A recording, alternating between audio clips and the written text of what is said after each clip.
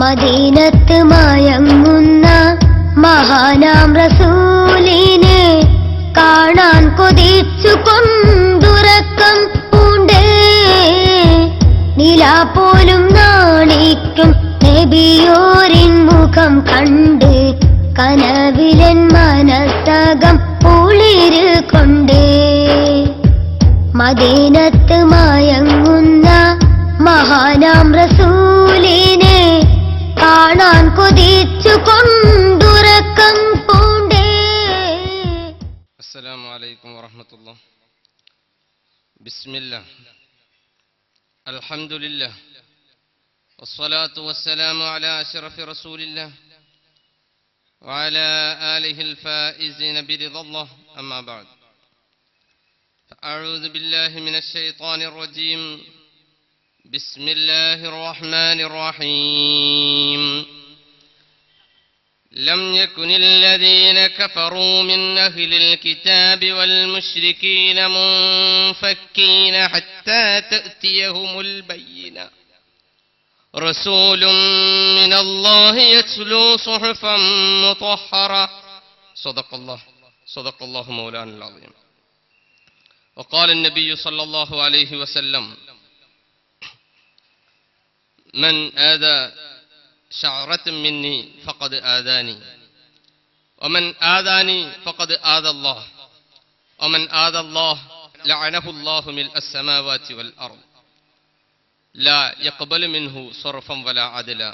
صدق رسول الله.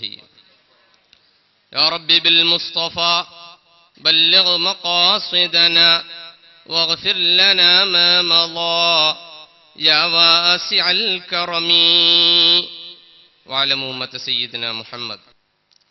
ഏറ്റവും ബഹുമാനാദരങ്ങൾ നിറഞ്ഞ സാദാത്തുക്കൾ, നേതാക്കൾ, SSFന്റെയും SYSന്റെയും കർമ്മധീരരായ പ്രവർത്തകർ, സത്യമറിയുവാനും അന്വേഷിക്കുവാനും കണ്ടെത്തുവാനും അറിയുവാനും വേണ്ടി ഇവിടെ തടിച്ചുകൂടിയ എൻ്റെ സഹോദരന്മാർ, ഒരു ദീർഘമായ ആമുഖം ഞാൻ ഉദ്ദേശിക്കുന്നില്ല. നിങ്ങളെല്ലാവരും മുഖാമുഖത്തിന് വേണ്ടിയാണ് കാതോർക്കുന്നത് എന്നെനിക്കറിയാം. വളരെ പ്രധാനപ്പെട്ട ചില കാര്യങ്ങൾ നിങ്ങളുടെ ശ്രദ്ധയിൽപ്പെടുത്തി ഞാൻ അവസാനിപ്പിക്കും. പ്രധാനമായും ഇവിടെ ചർച്ച ചെയ്യപ്പെടുന്ന കാര്യം ഹബീബായ റസൂലുള്ളാഹി സ്വല്ലല്ലാഹു അലൈഹി വസല്ലമ തങ്ങളുടെ തിരുകേശങ്ങൾ സൂക്ഷിക്കപ്പെടുന്ന ഒരിടമായി മർക്കസു സഖാഫത്തി സുന്നിയ എന്ന വലിയ പ്രസ്ഥാനം വളർന്നപ്പോ അതിനെ തുടർന്നുണ്ടായ പല ഭാഗങ്ങളിൽ നിന്നുണ്ടായ അസ്വാരസ്യങ്ങൾ, അതാണ് ഇങ്ങനെ ഒരു വേദിക്ക് കാരണമായത് എന്ന് നമുക്കറിയാം. ഈ വിഷയത്തിൽ ബഹുമാനപ്പെട്ട ഖമറുൽ ഉലമ കാന്തപുരം ഉസ്താദ്, അല്ലാഹു സുബ്ഹാനഹു വ തആല അവിടുത്തെ തണലിലായി ദീർഘകാലം നമുക്ക് അവിടുത്തെ സേവനം ലഭിക്കുവാൻ അല്ലാഹു തആല തൗഫീഖ് നൽകുമാറാവട്ടെ.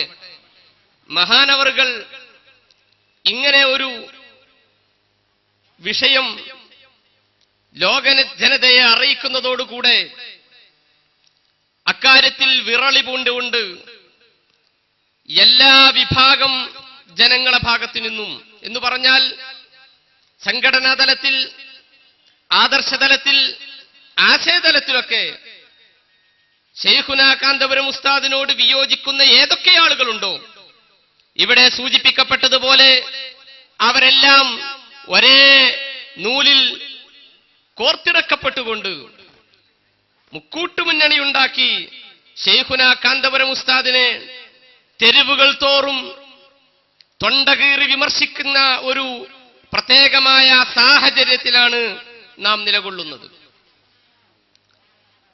ഏതൊക്കെ ആളുകളാണ് വിമർശനവുമായി മുന്നോട്ട് വന്നിരിക്കുന്നത്? പ്രധാനമായും യുക്തിവാദികളാണ്. ആ യുക്തിവാദികൾക്ക് പരവതാനി വിരിച്ചുകൊണ്ട് കേരളത്തിൽ പ്രിയപ്പെട്ട നബി ആഘോഷിച്ച ചില ആളുകൾ റബീഉൽ അവ്വൽ മാസത്തിൽ പ്രിയപ്പെട്ട നബി എന്ന പേരിൽ ക്യാമ്പയിൻ നടത്തിയ ആളുകൾ ഹബീബായ റസൂലുള്ളാഹി സ്വല്ലല്ലാഹു അലൈഹി വസല്ലമ തങ്ങളെ, അവിടുത്തെ തിരുകേശത്തെ വളരെ രൂക്ഷമായ ഭാഷയിൽ വിമർശിക്കുവാൻ വേണ്ടി യുക്തിവാദികളായ ആളുകൾക്ക് ഇടം നൽകുന്ന ഒരു ഏറ്റവും വളരെ മോശപ്പെട്ട ഒരവസ്ഥ നമ്മൾ കേരളത്തിൽ കണ്ടു. എന്റെ കയ്യിലിരിക്കുന്നത് തേജസ് ദിനപത്രമാണ്.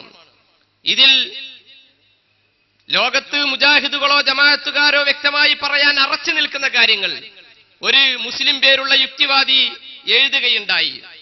അന്ധവിശ്വാസത്തിന് ആടാൻ ഒരു തലമുടി എന്ന പേരിൽ എഴുതിയ ഈ ലേഖനത്തിൽ നബി സല്ലല്ലാഹു അലൈഹി വസല്ലമ തങ്ങൾ കേവലം സാധാരണ മനുഷ്യൻ മാത്രമാണെന്ന് ഖുർആൻ പറയുന്നു എന്ന് പച്ചക്കള്ളം എഴുതിവിടുകയുണ്ടായി. നബി സല്ലല്ലാഹു അലൈഹി വസല്ലമ തങ്ങൾ കേവലം സാധാരണ മനുഷ്യൻ മാത്രമാണെന്ന് വിശ്വസിക്കുന്നവൻ ഇസ്ലാമിൽ ഇടമില്ലാത്തവനാകുന്നു എന്നാണ് യാഥാർത്ഥ്യം. പക്ഷേ ഖുർആൻ അങ്ങനെ പറയുന്നുണ്ട് എന്ന് പച്ചക്കള്ളം പറഞ്ഞുകൊണ്ട് ഹബീബായ റസൂലുള്ളാഹി സ്വല്ലല്ലാഹു അലൈഹി വസല്ലമ തങ്ങളുടെ തിരുകേശത്തെ ബോഡി വേസ്റ്റ് എന്ന് പറഞ്ഞ് പരിഹസിക്കുകയാണ് ഉണ്ടായത്.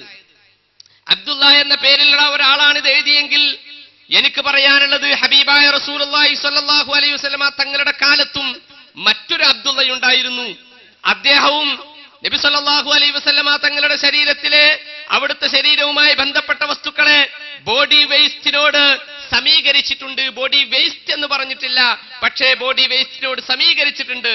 എന്നാൽ ഇന്നത്തെ അബ്ദുള്ള അത് ബോഡി വേസ്റ്റ് ആണെന്ന് പച്ചയായി പറയുകയുണ്ടായി. നോക്കൂ നിങ്ങൾ, നബി സല്ലല്ലാഹു അലൈഹി വസല്ലമ തങ്ങളുടെ വളരെയധികം സന്തത സഹചാരിയായിരുന്ന അബ്ദുള്ള എന്ന് പറയുന്ന ഒരു സഹാബി വര്യൻ, മഹാനവറുകൾ ഒരിക്കൽ അല്ലാഹുവിന്റെ റസൂലിന്റെ അടുക്കൽ വന്നുകൊണ്ട് പറഞ്ഞു, നബിയെ, എന്റെ പിതാവ് അങ്ങയെ വല്ലാതെ കുറ്റം പറയുന്നത് ഞാൻ കേൾക്കുന്നു, അതെനിക്ക് സഹിക്കാൻ സാധിക്കുന്നില്ല. അതുകൊണ്ട് എന്റെ പിതാവിനെ കൊല്ലുവാൻ എനിക്കൊരു അനുവാദം നൽകണം എന്ന് പറയുമ്പോ ഹബീബ് റസൂലുള്ളാഹി സ്വല്ലല്ലാഹു അലൈഹി വസല്ലമ തങ്ങൾ, പോയിക്കോ, നീ കൊന്നോ, എന്നെ കുറ്റം പറയുന്നയാളല്ലേ, കൈവെട്ടിക്കോ എന്ന് പറഞ്ഞുകൊണ്ട് ഒരു കത്തി എടുത്തു കൊടുക്കുകയല്ല ചെയ്തത്. മറിച്ച് അവിടുന്ന് പറഞ്ഞു, ലാ തഖ്തുൽ അബാക്, കാരുണ്യത്തിന്റെ പ്രവാചകൻ അവിടുന്ന് പറഞ്ഞു, ലാ തഖ്തുൽ അബാക്, നിന്റെ പിതാവിനെ നീ കൊല്ലരുതെന്ന് പറഞ്ഞു. അദ്ദേഹം തിരിച്ചു വന്നു. കുറച്ചു കഴിഞ്ഞിട്ട് അങ്ങോട്ട് തന്നെ പോയിട്ട് വീണ്ടും പറഞ്ഞു, ഇദല്ലി അന്നഖ്തുൽ അബി, എന്റെ പിതാവിനെ കൊല്ലാൻ അങ്ങ് സമ്മതം തരണമെന്ന് പറയുമ്പോ വീണ്ടും റസൂലുള്ളാഹി പറയുന്നു, ലാ തഖ്തുൽ അബാക്, നിന്റെ പിതാവിനെ നീ കൊല്ലരുത്. മൂന്നാമതായി വീണ്ടും അദ്ദേഹം എന്ന് ചോദിക്കുമ്പോ വീണ്ടും നബി സല്ലല്ലാഹു അലൈഹി വസല്ലമ തങ്ങൾ അത് തന്നെ പറയുന്നു. അല്ലാഹുവിന്റെ റസൂലിനെ കുറ്റം പറഞ്ഞു എന്ന കാരണത്താൽ കൊല്ലാൻ വേണ്ടി അനുവാദം ചോദിക്കുമ്പോൾ അല്ലാഹുവിന്റെ റസൂൽ അനുവാദം കൊടുക്കുന്നില്ല. അപ്പോൾ ആ മനുഷ്യൻ ഇങ്ങനെ ചിന്തിച്ചു, സഹാബി വരെയും ചിന്തിച്ചു, അല്ലാഹുവിന്റെ റസൂലിന്റെ ബന്ധപ്പെട്ട എല്ലാ വസ്തുക്കൾക്കും പുണ്യമുണ്ട്, അവിടുത്തെ ശരീരത്തിൽ തട്ടിയ വസ്തുക്കൾക്ക് പുണ്യമുണ്ട്, അതുകൊണ്ട് അവിടുത്തെ വുളൂഇന്റെ ബാക്കി വെള്ളം വളരെ പുണ്യമുള്ള വെള്ളമാണ്, അതിനുവേണ്ടി സ്വഹാബികൾ തിക്കും തിരക്കും കൂട്ടിയിരുന്നു എന്ന് ഇമാം ബുഖാരി ഉദ്ധരിക്കുന്ന ഹദീസിൽ തന്നെ നമുക്ക് കാണാൻ സാധിക്കുന്നതാണ്. ഈ സ്വഹാബി വരെയും പറഞ്ഞു, നബിയെ, നിങ്ങളൊന്ന് വുളൂ ചെയ്യുക, എന്നിട്ട് ആ വുളൂഇന്റെ ബാക്കി വെള്ളം എനിക്ക് നൽകുക, ആ വെള്ളം ഞാൻ എന്റെ പിതാവിനെ കുടിപ്പിക്കട്ടെ, ലഅല്ലഹു യുലീനു ഖൽബഹു, അവന്റെ മനസ്സ് ആർദ്രമാക്കുവാൻ ആ തിരുവെള്ളത്തിന് സാധിച്ചാലോ എന്ന് ഞാൻ വിശ്വസിക്കുന്നു എന്ന ഒരു പ്രത്യാശയോടുകൂടെ അദ്ദേഹം ആ വെള്ളവുമായി തന്റെ പിതാവിന്റെ അടുക്കലേക്ക് വരുമ്പോ, പിതാവ് നല്ല ദാഹമുള്ള സമയമായിരുന്നു, അദ്ദേഹം ആ വെള്ളം വാങ്ങി പെട്ടെന്ന് കുടിച്ചു. എന്നിട്ട് കുടിച്ച സമയത്ത് മകൻ ചോദിച്ചു, ഇത് ഏത് വെള്ളമാണെന്നറിയുമോ നിങ്ങൾ കുടിച്ചത്? ഇത് ഹബീബായ റസൂലുള്ളാഹി സ്വല്ലല്ലാഹു അലൈഹി വസല്ലമ തങ്ങളുടെ തിരുശരീരം സ്പർശിച്ച തിരുവെള്ളമാകുന്നു നിങ്ങൾ കുടിച്ചതെന്ന് പറയുമ്പോ അദ്ദേഹത്തിന്റെ നിഫാഖ് പണം വിടർത്തിയാടുകയാണ്. അദ്ദേഹം പറഞ്ഞത് എന്താണെന്നറിയുമോ? കാരണം അള്ളാഹുവിന്റെ റസൂലിനെ കിട്ടുന്ന സമയത്തൊക്കെയും വിമർശിക്കാൻ ഉള്ള ഇടമായി സ്വീകരിച്ച വൃത്തികെട്ട മനുഷ്യനായിരുന്നു അത്. ഈമാനിന്റെ ലവലേശം ഒരു ചെറിയ പ്രകാശ രേഖ പോലും, ഒരു റേ പോലും, പ്രകാശത്തിന്റെ ഒരു കിരണം പോലും അദ്ദേഹത്തിന്റെ മനസ്സിലേക്ക് കടന്നിട്ടുണ്ടായിരുന്നില്ല. അങ്ങനത്തെ ആളുകൾക്ക് തിരുകേശത്തിന്റെ മഹത്വം എത്ര പറഞ്ഞു കൊടുത്താലും മനസ്സിലാവില്ല, തിരുവെള്ളത്തിന്റെ മഹത്വം അവർക്ക് മനസ്സിലാവില്ല, ബറക്കത്തിന്റെ മഹത്വം അവർക്ക് മനസ്സിലായില്ല. അതുകൊണ്ട് തന്നെ അദ്ദേഹം പറഞ്ഞു, സഖൈതനി ബൗല ഉമ്മിക്, നിന്റെ ഉമ്മയുടെ മൂത്രമാണ് എന്നെ നീ കുടിപ്പിച്ചിരിക്കുന്നത്. ഉമ്മയുടെ ബോഡി വേസ്റ്റിനോട് എന്തിനെ സമീകരിച്ചു? അള്ളാഹുവിന്റെ റസൂലിന്റെ ശരീരത്തിനോട് ബന്ധപ്പെട്ട ഒരു വസ്തുവിനെ സമീകരിച്ചതിന് ഈ അബ്ദുള്ളക്ക് മുമ്പ് മറ്റൊരു അബ്ദുള്ള കഴിഞ്ഞു പോയിട്ടുണ്ട് എന്ന കാര്യം നമ്മൾ മനസ്സിലാക്കേണ്ടതുണ്ട്. ഞാൻ പറയുന്നു, ഇതാണ് യുക്തിവാദിക്ക് പറയാനുള്ളതെങ്കിൽ പിന്നീട് ഇവിടെ രാഷ്ട്രീയം പറഞ്ഞുകൊണ്ട് മുസ്ലിം രാഷ്ട്രീയം ഉണ്ടാക്കാൻ വേണ്ടി ശ്രമിച്ചുകൊണ്ട് ജമാഅത്തെ ഇസ്ലാമിക്കാരൻ വന്നുവല്ലോ. ഒരു കാലഘട്ടത്തില് നമുക്കറിയാം രാഷ്ട്രീയം പാടില്ല എന്നും താഗൂത്തി ഗവൺമെന്റിന് അനുസരിക്കൽ ശിർക്കാണെന്നും അതുപോലെ തന്നെ താഗൂത്തി ഗവൺമെന്റിന്റെ കീഴിലുള്ള കുഞ്ചിക സ്ഥാനങ്ങൾ വഹിക്കുന്നത് അത് ഇസ്ലാമിക വിരുദ്ധമാണെന്നും പറഞ്ഞ ആളുകൾ ഇപ്പോഴിതാ അതിനുവേണ്ടി സകലമായ സ്ഥലങ്ങളിലും അതിനുവേണ്ടിയുള്ള പ്രചണ്ഡമായ പ്രചാരണ പ്രവർത്തനങ്ങളിൽ ഏർപ്പെട്ടുകൊണ്ടിരിക്കുകയാണ്. അവര് ഈ അടുത്ത് കോഴിക്കോട് സമ്മേളനം ചേർന്നു. അതുപോലെ തന്നെ മുമ്പ് ചാനലിൽ നൽകിയ അഭിമുഖത്തിലും അദ്ദേഹം പറയുകയുണ്ടായി, എന്താ ഇത് പ്രതിഷ്ഠ വെക്കുവാനുള്ള പള്ളിയാണ് ഇവിടെ ഉണ്ടാക്കാൻ പോകുന്നത്. പ്രതിഷ്ഠയുള്ള പള്ളി മുസ്ലിമീങ്ങളുടെ പള്ളിയല്ല, അതുകൊണ്ട് ഇത് ശരിയല്ല എന്ന് ആരിഫ് പറയുകയുണ്ടായി. ഞാൻ അദ്ദേഹത്തോട് ചോദിക്കട്ടെ, എന്താണ് പ്രതിഷ്ഠ എന്നതുകൊണ്ട് നിങ്ങൾ ഉദ്ദേശിക്കുന്നത്? മുസ്ലിമീങ്ങളെ സംബന്ധിച്ചിടത്തോളം അള്ളാഹുവിനെ അല്ലാതെ ആരാധിക്കാൻ പാടില്ല എന്ന് വിശ്വസിക്കുന്നവരാണ്. അതുകൊണ്ട് ആരാധനാ കേന്ദ്രം എന്ന അർത്ഥത്തിൽ ഒരേ ഒരു ആരാധിക്കപ്പെടുന്നവനായ ഒരേ ഒരു ശക്തിയെ മാത്രമേ മുസ്ലിമീങ്ങൾ വിശ്വസിക്കുന്നുള്ളൂ. അതല്ലാതെ ആദരിക്കപ്പെടുന്ന വസ്തു ബഹുമാനിക്കപ്പെടുന്നു എന്ന അവസ്ഥയിലാണോ എന്ന അർത്ഥത്തിലാണോ നിങ്ങൾ പ്രതിഷ്ഠ എന്ന് പറഞ്ഞിട്ടുള്ളത്? അങ്ങനെയാണെങ്കിൽ നിങ്ങൾ എങ്ങനെയാണ് ഹബീബായ റസൂലുള്ളാഹി സ്വല്ലല്ലാഹു അലൈഹി വസല്ലമ തങ്ങളുടെ മഹത്തായ അവിടുത്തെ ഖബർ ശരീഫുള്ള റൗദ ശരീഫുള്ള പള്ളിയിൽ നിങ്ങൾ എങ്ങനെയാണ് പോകുന്നത്? അത് മുസ്ലിമീങ്ങളുടെ പള്ളിയല്ലേ? മസ്ജിദുൻ നബവി മുസ്ലിമീങ്ങളുടെ പള്ളിയല്ലേ? അതിന്റെ ഒരു ചുമര് അള്ളാഹുവിന്റെ റസൂലിന്റെ റൗദയുടെ ചുമരും ഒരേ ചുമരാകുന്നു എന്ന സത്യം നിങ്ങൾ എങ്ങനെ മനസ്സിലാക്കാതെ പോയത്? അള്ളാഹുവിന്റെ റസൂലിന്റെ ശരീരത്തിന്റെ ഒരു ഭാഗം അത് എവിടെയെങ്കിലും സൂക്ഷിച്ചാൽ അത് പ്രതിഷ്ഠയാകുന്നു. അതേസമയം നബി സല്ലല്ലാഹു അലൈഹി വസല്ലം തങ്ങളുടെ മുഴുവൻ ശരീരവും എവിടെയെങ്കിലും സൂക്ഷിച്ചിട്ടുണ്ടെങ്കിൽ എവിടെയെങ്കിലും കിടക്കുന്നുണ്ടെങ്കിൽ അത് പ്രതിഷ്ഠയാവില്ലെന്നുമെന്ന നിങ്ങളുടെ ഇരട്ടത്താപ്പ് എവിടെ നിന്ന് കിട്ടി? അതല്ല, ഈ മസ്ജിദുൻ നബവി പ്രതിഷ്ഠയുള്ള പള്ളിയാണെന്ന് പറഞ്ഞ മുസ്ലിമീങ്ങളുടെ പള്ളിയല്ലെന്ന് പറയാൻ നിങ്ങൾക്ക് ധൈര്യമുണ്ടോ എന്ന് ഞങ്ങൾക്കറിയേണ്ടതുണ്ട്. പോവട്ടെ, നമ്മുടെ എല്ലാവരുടെയും കേന്ദ്രമായ കഅബയുണ്ടല്ലോ, അവിടെ നിങ്ങൾക്കറിയാം ഹജറുൽ അസ്വദ് എന്ന് പറയുന്ന കറുത്ത കല്ലുണ്ടല്ലോ. ആ കല്ല് ജനങ്ങൾ ചുംബിക്കുന്നു, ജനങ്ങൾ ആദരിക്കുന്നു, ജനങ്ങൾ ബഹുമാനിക്കുന്നു. അത് പ്രതിഷ്ഠയാണോ? അങ്ങനെയാണെങ്കിൽ കഅബ മുസ്ലിമീങ്ങളുടെ പള്ളിയല്ല എന്ന് പറയേണ്ടി വരില്ലേ? നമ്മൾ സൂക്ഷിക്കേണ്ടതുണ്ട്, നമ്മൾ ചിന്തിക്കേണ്ടതുണ്ട്. അതുപോലെ പിന്നീട് ഇതിനെ വിമർശിക്കാൻ വേണ്ടി വന്ന ഒരു വിഭാഗം ആളുകൾ വഹാബികളാണ്. വഹാബികൾ രണ്ട് വിഭാഗം ആളുകളുണ്ട്, മടവൂരികളും മൗലവി ഗ്രൂപ്പും. മടവൂരികൾ എന്താ പറഞ്ഞത്? മടവൂരികളെ സംബന്ധിച്ചിടത്തോളം ഈ വിഷയത്തിൽ ഏത് വലിയ ഹദീസ് ഉണ്ടെങ്കിലും അവർ സ്വീകരിക്കുന്ന പ്രശ്നമില്ല. കാരണം നബി സല്ലല്ലാഹു അലൈഹി വസല്ലം തങ്ങളുടെ മുടിമുക്കിയ വെള്ളമെങ്ങാനും കുടിച്ചിട്ടുണ്ടെങ്കിൽ അത് ശിർക്കാകുന്നു എന്നാണ് അവരുടെ വിശ്വാസം. കാരണം എന്താ? അഭൗതികമായ നിലക്കുള്ള ഗുണം പ്രതീക്ഷിക്കുന്നു. അങ്ങനെ അള്ളാഹു അല്ലാത്തവരിൽ നിന്ന് പ്രതീക്ഷിച്ചാൽ അത് ശിർക്കാകുന്നു. അതുകൊണ്ട് മുടിമുക്കിയ വെള്ളം കുടിക്കുന്നത് ശിർക്കാണെന്നാണ് വഹാബി പ്രചരിപ്പിക്കുന്നത്. ആര്? മടവൂരി പ്രചരിപ്പിക്കുന്നത്. അങ്ങനെ എണ്ടത്താണിയിൽ നിന്ന് ഉമർ സല്ലമി പ്രസംഗിക്കുകയുണ്ടായി. ഉമർ നമുക്കറിയാം ഉഹദ് യുദ്ധത്തിൽ നബി സല്ലല്ലാഹു അലൈഹി വസല്ലം തങ്ങളുടെ ശരീരത്തിന് മുറിവുണ്ടായില്ലേ? ആ ശരീരത്തിൽ അള്ളാഹുവിന്റെ റസൂലിന്റെ തലക്ക് ക്ഷതമേറ്റില്ലേ? അദ്ദേഹം പറയുകയാണ്, ആ ക്ഷതമേറ്റ തലയിലുള്ള ഒരു മുടി കൊണ്ടാണോ നിങ്ങൾ മറ്റു മുറിവുകൾ സുഖപ്പെടുത്താൻ ശ്രമിക്കുന്നത് എന്ന് ലജ്ജയില്ലാതെ അദ്ദേഹം ചോദിക്കുന്നു. നോക്കൂ നിങ്ങൾ, ഇമാം ബുഖാരി ഉദ്ധരിച്ച സ്വഹീഹായ ഹദീസുകളില്ലേ, ഇമാം മുസ്ലിം ഉദ്ധരിച്ച സ്വഹീഹായ ഹദീസുകളില്ലേ? നബി സല്ലല്ലാഹു അലൈഹി വസല്ലം തങ്ങളുടെ വിശുദ്ധമായ ശഅറിന് എത്ര വലിയ പ്രാധാന്യമാണ് സ്വഹാബികൾ കൽപ്പിച്ചിട്ടുള്ളത്. ഹബീബ് സല്ലല്ലാഹു അലൈഹി വസല്ലമ തങ്ങൾ തന്നെ നമുക്കറിയാം ഹുദൈബിയയിൽ ഹജ്ജത്തുൽ വദാഇൽ വെച്ച് അവിടുത്തെ തിരുകേശം അവിടുന്ന് കളയുവാൻ വേണ്ടി ഹല്ലാഖിനോട് പറഞ്ഞതും ആ കേശം സഹാബികൾക്കിടയിൽ വിതരണം ചെയ്യാൻ വേണ്ടി അബൂ ത്വൽഹ റളിയല്ലാഹു അൻഹുവിനെ ഏൽപ്പിച്ചതും സ്വഹീഹായ ഹദീസ് ഗ്രന്ഥങ്ങളിൽ രേഖപ്പെട്ട് കിടക്കുമ്പോൾ അങ്ങനെ സ്വഹാബികൾ അത് വീതിച്ചെടുക്കുന്നതും നമ്മൾ കാണുമ്പോൾ അവർ എത്ര വലിയ ഭവ്യതയോടുകൂടെയാണ്, എത്ര വലിയ ആദരവോടുകൂടെയാണ് തിരുകേശങ്ങളുടെ സൂക്ഷിപ്പും തിരുകേശങ്ങളിൽ നിന്നും ബറക്കത്തെടുക്കുന്നതും അവർ കണ്ടതും മനസ്സിലാക്കിയതും അനുഭവിച്ചതും നമുക്കറിയാം. ഉമ്മു സലമ റളിയല്ലാഹു അൻഹ പറയുന്ന ഒരു ഹദീസ് ഇമാം ബുഖാരി ഉദ്ധരിക്കുന്നുണ്ട്. എന്താ അതിൽ പറയുന്നത്? ഞങ്ങൾക്ക് ആർക്കെങ്കിലും പ്രയാസങ്ങൾ, ബുദ്ധിമുട്ടുകൾ, കണ്ണേറ് വല്ലതും ബാധിച്ചാൽ ഞങ്ങൾ ഉമ്മു സലമ ബീവിയുടെ അടുക്കലേക്കാണ് ആളെ പറഞ്ഞേക്കുക. എന്തിനു വേണ്ടിയാണ്?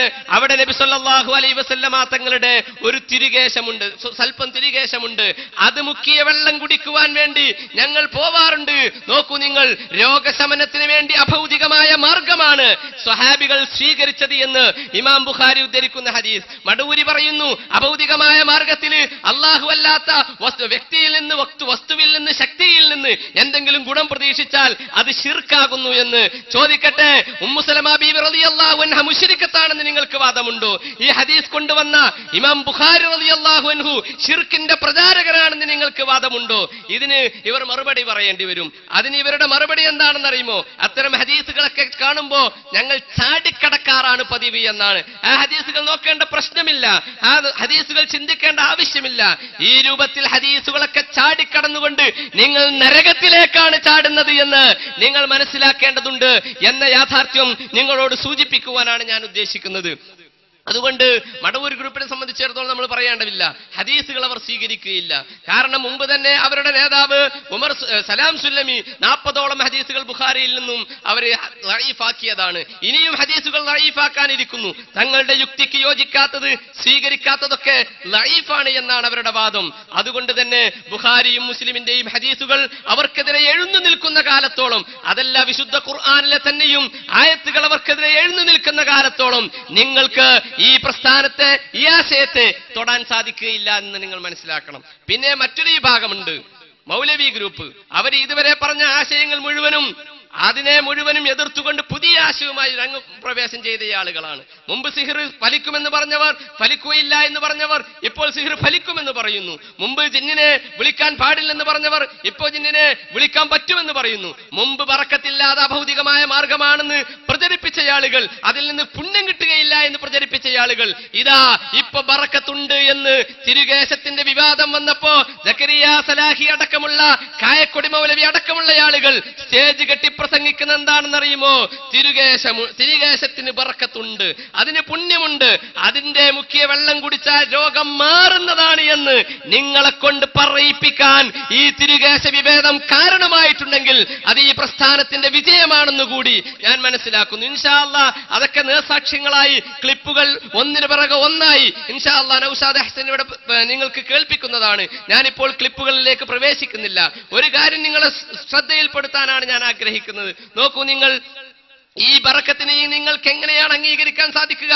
ഉമർ മൗലവിയുടെ ആത്മാവ് നിങ്ങളോട് പൊറുക്കുകയില്ല എന്ന് നിങ്ങൾ മനസ്സിലാക്കണം. ഉമർ മൗലവി എത്ര സാഹസപ്പെട്ടുകൊണ്ടാണ് ഫാത്തിഹയുടെ തീരത്ത് എന്ന് പറയുന്ന അദ്ദേഹത്തിന്റെ പുസ്തകത്തിൽ അഭൗതികമായ മാർഗത്തിലൂടെ എന്ത് ഗുണം ആരിൽ നിന്ന് നിങ്ങൾ പ്രതീക്ഷിച്ചാലും അത് ശിർക്കാകുന്നു എന്ന് പറഞ്ഞത്. എന്നിട്ട് ഈ ഉമർ മൗലവിയുടെ ആത്മാവ് പൊറുക്കാത്ത കാര്യം ഇപ്പൊ സക്കരിയ സലാഹിയും കായക്കൊടി മൗലവിയും അതാ സ്റ്റേജിൽ നിന്ന് തൊണ്ട കീറി പ്രസംഗിക്കുന്നു. ഉണ്ട്, ശരിയാ, പിന്നെ എന്താ, പിന്നെ നമുക്ക് വേണ്ട. കാരണം ഇപ്പോ അങ്ങനെ ഒറ്റ മുടിയുമില്ല എന്നാണ് അവരുടെ ഗവേഷണം. മുടിയില്ലെങ്കിൽ ലക്ഷക്കണക്കായ സഹാബികൾ, നമുക്കറിയാം ലക്ഷക്കണക്കായ സഹാബികൾ ഉണ്ടായിരുന്നുവല്ലോ ഹജ്ജത്തുൽ വദായിൽ. അവർക്കൊക്കെയും ഈ തിരുകേശം കിട്ടിയിട്ടുണ്ടെങ്കിൽ അവരൊക്കെയും എന്താണ് ഈ തിരുകേശം ചെയ്തത് എന്നതിന്റെ മറുപടി വഹാബികൾ പറയേണ്ടതുണ്ട്. അവരെന്തു ചെയ്തു? ഓരോരുത്തരുടെയും തിരുകേശങ്ങൾ എന്തു ചെയ്തു? മുഅ്മിനാണെങ്കിൽ അതിൽ നിന്ന് ശമനമുണ്ടെന്ന് പ്രതീക്ഷിക്കും. അങ്ങനെ അവർ ഈ ലോകത്തിന് മുഴുവൻ നഷ്ടപ്പെടുത്താൻ വേണ്ടി അതൊക്കെയും യാതൊരു ശ്രദ്ധയുമില്ലാതെ എവിടെയെങ്കിലും കൊണ്ടുപോയി തള്ളി എന്നാണോ നമ്മൾ മനസ്സിലാക്കേണ്ടത്? നിങ്ങൾ മനസ്സിലാക്കുന്നത് പോലെ ലോകത്തുള്ള മുസ്ലിമീങ്ങൾ മുഴുവനും കായക്കൊടിമാരും അതുപോലെ തന്നെ സക്കരിയമാരുമായിരുന്നാൽ മാത്രമേ ഇങ്ങനെ ഒരവസ്ഥയുണ്ടാവുകയുള്ളൂ. അതൊരിക്കലും സംഭവിക്കുമെന്ന് ഞാൻ പ്രതീക്ഷിക്കുന്നില്ല. അതുകൊണ്ട് തന്നെയാണ് ശക്തമായ സനദുകളോടെ ലോകത്തിന്റെ വിവിധ ഭാഗങ്ങളിൽ ഈ രൂപത്തിലുള്ള തിരുകേശങ്ങൾ സൂക്ഷിക്കപ്പെട്ടത് എന്ന് നമ്മൾ മനസ്സിലാക്കേണ്ടതുണ്ട്. പിന്നീട് മറ്റൊരു വിഭാഗം, ആ വിഭാഗം എന്താണ്? സുന്നികൾ എന്ന പേരിൽ അറിയപ്പെടുന്ന ആളുകൾ തന്നെയാണ്. പക്ഷേ അവരെ ഏറ്റവും കൂടുതൽ അവർക്കുള്ള പ്രശ്നം എന്താ? അവർക്കുള്ള പ്രശ്നം പണ്ട് ജൂതന്മാർക്കുണ്ടായിരുന്ന പ്രശ്നമാണ്. ജൂതന്മാരെന്ത് പറഞ്ഞിരുന്നു നമുക്കറിയാം. അവർ പറഞ്ഞു നബി സല്ലല്ലാഹു അലൈഹി വസല്ലമ തങ്ങൾ വരാനുണ്ട്, ഒരു പ്രവാചകൻ വരാനുണ്ട്. ആ പ്രവാചകൻ വന്നാൽ ഞങ്ങൾ വിശ്വസിക്കും. ആ പ്രവാചകൻ സത്യം തന്നെയാണ്. ആ പ്രവാചകനിൽ യാതൊരു സംശയവുമില്ല. ലം യകുനില്ലദീന ഖഫറു മിൻ അഹ്ലിൽ കിതാബി വൽ മുശ്രിക്കീന മുൻഫക്കീന ഹത്താ തഅതിയഹുൽ ബയ്യിന. അവർ പറഞ്ഞു ഞങ്ങൾ അതെ ആ നബി വന്നാൽ ആ നബിയെ സ്വീകരിക്കും, യാതൊരു തർക്കവുമില്ല എന്ന് പ്രസംഗിച്ച, എന്ന് പ്രഘോഷിച്ച ആളുകൾ. പക്ഷേ നബി വന്നപ്പോ ഇത് കള്ള നബിയാണ്, ഇത് ശരിയല്ല, എന്ന് പ്രചരിപ്പിക്കാൻ തുടങ്ങി. എന്തേ കാരണം? ഹസദ് മാത്രമായിരുന്നു കാരണം. ഞങ്ങളുടെ ഗോത്രത്തിൽ, ഞങ്ങളുടെ ബനൂ ഇസ്രായേലിൽ നബി പിറന്നില്ല, അറബികളിലായി പോയി നബി പിറന്നത്.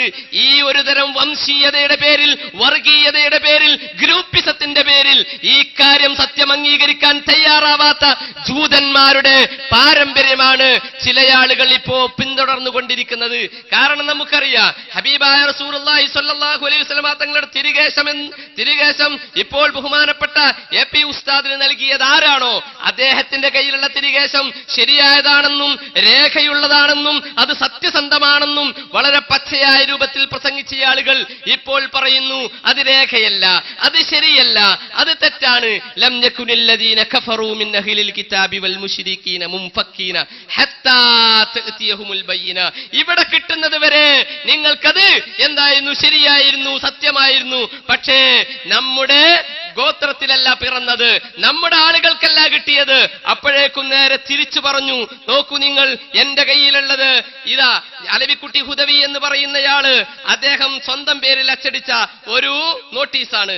അതിൽ പറയുന്നു, ഓരോ വർഷവും റബീഉൽ അവ്വൽ 12-നും റമദാൻ 23-നും അബൂദാബിയിലെ അൽബത്തീനിൽ ഷെയ്ഖ് ഖസ്റജിയുടെ വീട്ടിൽ തിരുനബിയുടേത് എന്ന പേരിൽ ഒരു കേശ പ്രദർശനം സാമാന്യം ഗംഭീരമായി തന്നെ നടത്താറുണ്ട്. ഇക്കഴിഞ്ഞതിന് മുമ്പുള്ള റമദാനിലെ പരിപാടിക്ക് ഞാനും പോയിരുന്നു. സദസ്സിൽ 5 മിനിറ്റ് നേരം അറബിയിൽ പ്രസംഗിക്കുകയും ചെയ്തു. ഖസ്റജിയുമായി ബന്ധപ്പെടുകയും മുമ്പ് ദാറുൽ ഹുദയിൽ വന്ന കാര്യം ഓർമ്മപ്പെടുത്തുകയും ഒക്കെ ചെയ്തു. മുമ്പ് ഖസ്റജി ദാറുൽ ഹുദയിൽ വന്നിരുന്നു, എന്നിട്ട് ആ ബന്ധത്തിന്റെ പേരിൽ ഞാൻ ഖസ്റജിയുടെ വീട്ടിൽ പോയി എന്ന് തീരുകേശ പ്രദർശനമുള്ള അന്ന്. എന്നിട്ടോ ഒരു മുടിയെങ്കിലും എനിക്ക് തന്നുകൂടെ എന്ന് ഞാൻ ഖസ്റജിയോട് കെഞ്ചി നോക്കി. ഒരു മുടിയെങ്കിലും എനിക്ക് തന്നുകൂടെ എന്ന് ഞാൻ ഖസ്റജിയോട് കെഞ്ചി നോക്കി. പക്ഷേ അദ്ദേഹം തന്നില്ല. ഒരാൾക്ക് കൊടുത്താൽ എല്ലാവർക്കും കൊടുക്കേണ്ടി വരില്ലേ, അതുകൊണ്ട് നിവൃത്തിയില്ലെന്ന് പറഞ്ഞു. അതാണ് കാര്യം. ഞമ്മക്ക് കിട്ടാത്ത മുന്തിരി പുളിക്കുമല്ലേ. നോക്കൂ നിങ്ങൾ, ചോദിച്ചു, കെഞ്ചി നോക്കി, പക്ഷേ കിട്ടിയില്ല. ഇപ്പോഴിതാ പറയുന്നു ഇത് വ്യാജമാണ്. വ്യാജമായ മുടി എന്തിനാണ് കൂട്ടരെ നിങ്ങൾ കെഞ്ചി നോക്കിയത്? മനസ്സിലാകുന്നില്ല. നോക്കൂ നിങ്ങൾ, ഈ രൂപത്തിൽ ഇവിടെ ഇപ്പൊ ഏറ്റവും ലേറ്റസ്റ്റ് ആയ പ്രസ്താവന അത് മാത്രം പറഞ്ഞുകൊണ്ട് ഇൻഷാ അല്ലാഹ് ഞാൻ അവസാനിപ്പിക്കുകയാണ്. ഇപ്പൊ എന്താ, ഇന്നലെ ഈ അടുത്ത് പത്രസമ്മേളനം വിളിച്ചുകൊണ്ട് ഒരു ഡോക്ടർ പറഞ്ഞതെന്താ? DNA ടെസ്റ്റിന് വിധേയമാക്കണമെന്ന. മാഷാ അല്ലാഹ്, എന്തു വലിയ ഗുരുതരമായ ഒരു പ്രയോഗമാണ് ഇദ്ദേഹം പറഞ്ഞിരിക്കുന്നത്. ഞാൻ എന്റെ മുഅ്മിനീങ്ങളോട് പറയുന്നു, 3 ചോദ്യങ്ങൾ 4 ചോദ്യങ്ങൾ ഇവിഷയകമായി നിങ്ങളോട് എനിക്ക് ചോദിക്കാനുണ്ട്. DNA ടെസ്റ്റ് എന്ന് പറഞ്ഞാൽ എന്താണ് എന്ന് ഇദ്ദേഹത്തിന് അറിയാതിരിക്കുമെന്ന് ഞാൻ മനസ്സിലാക്കുന്നില്ല.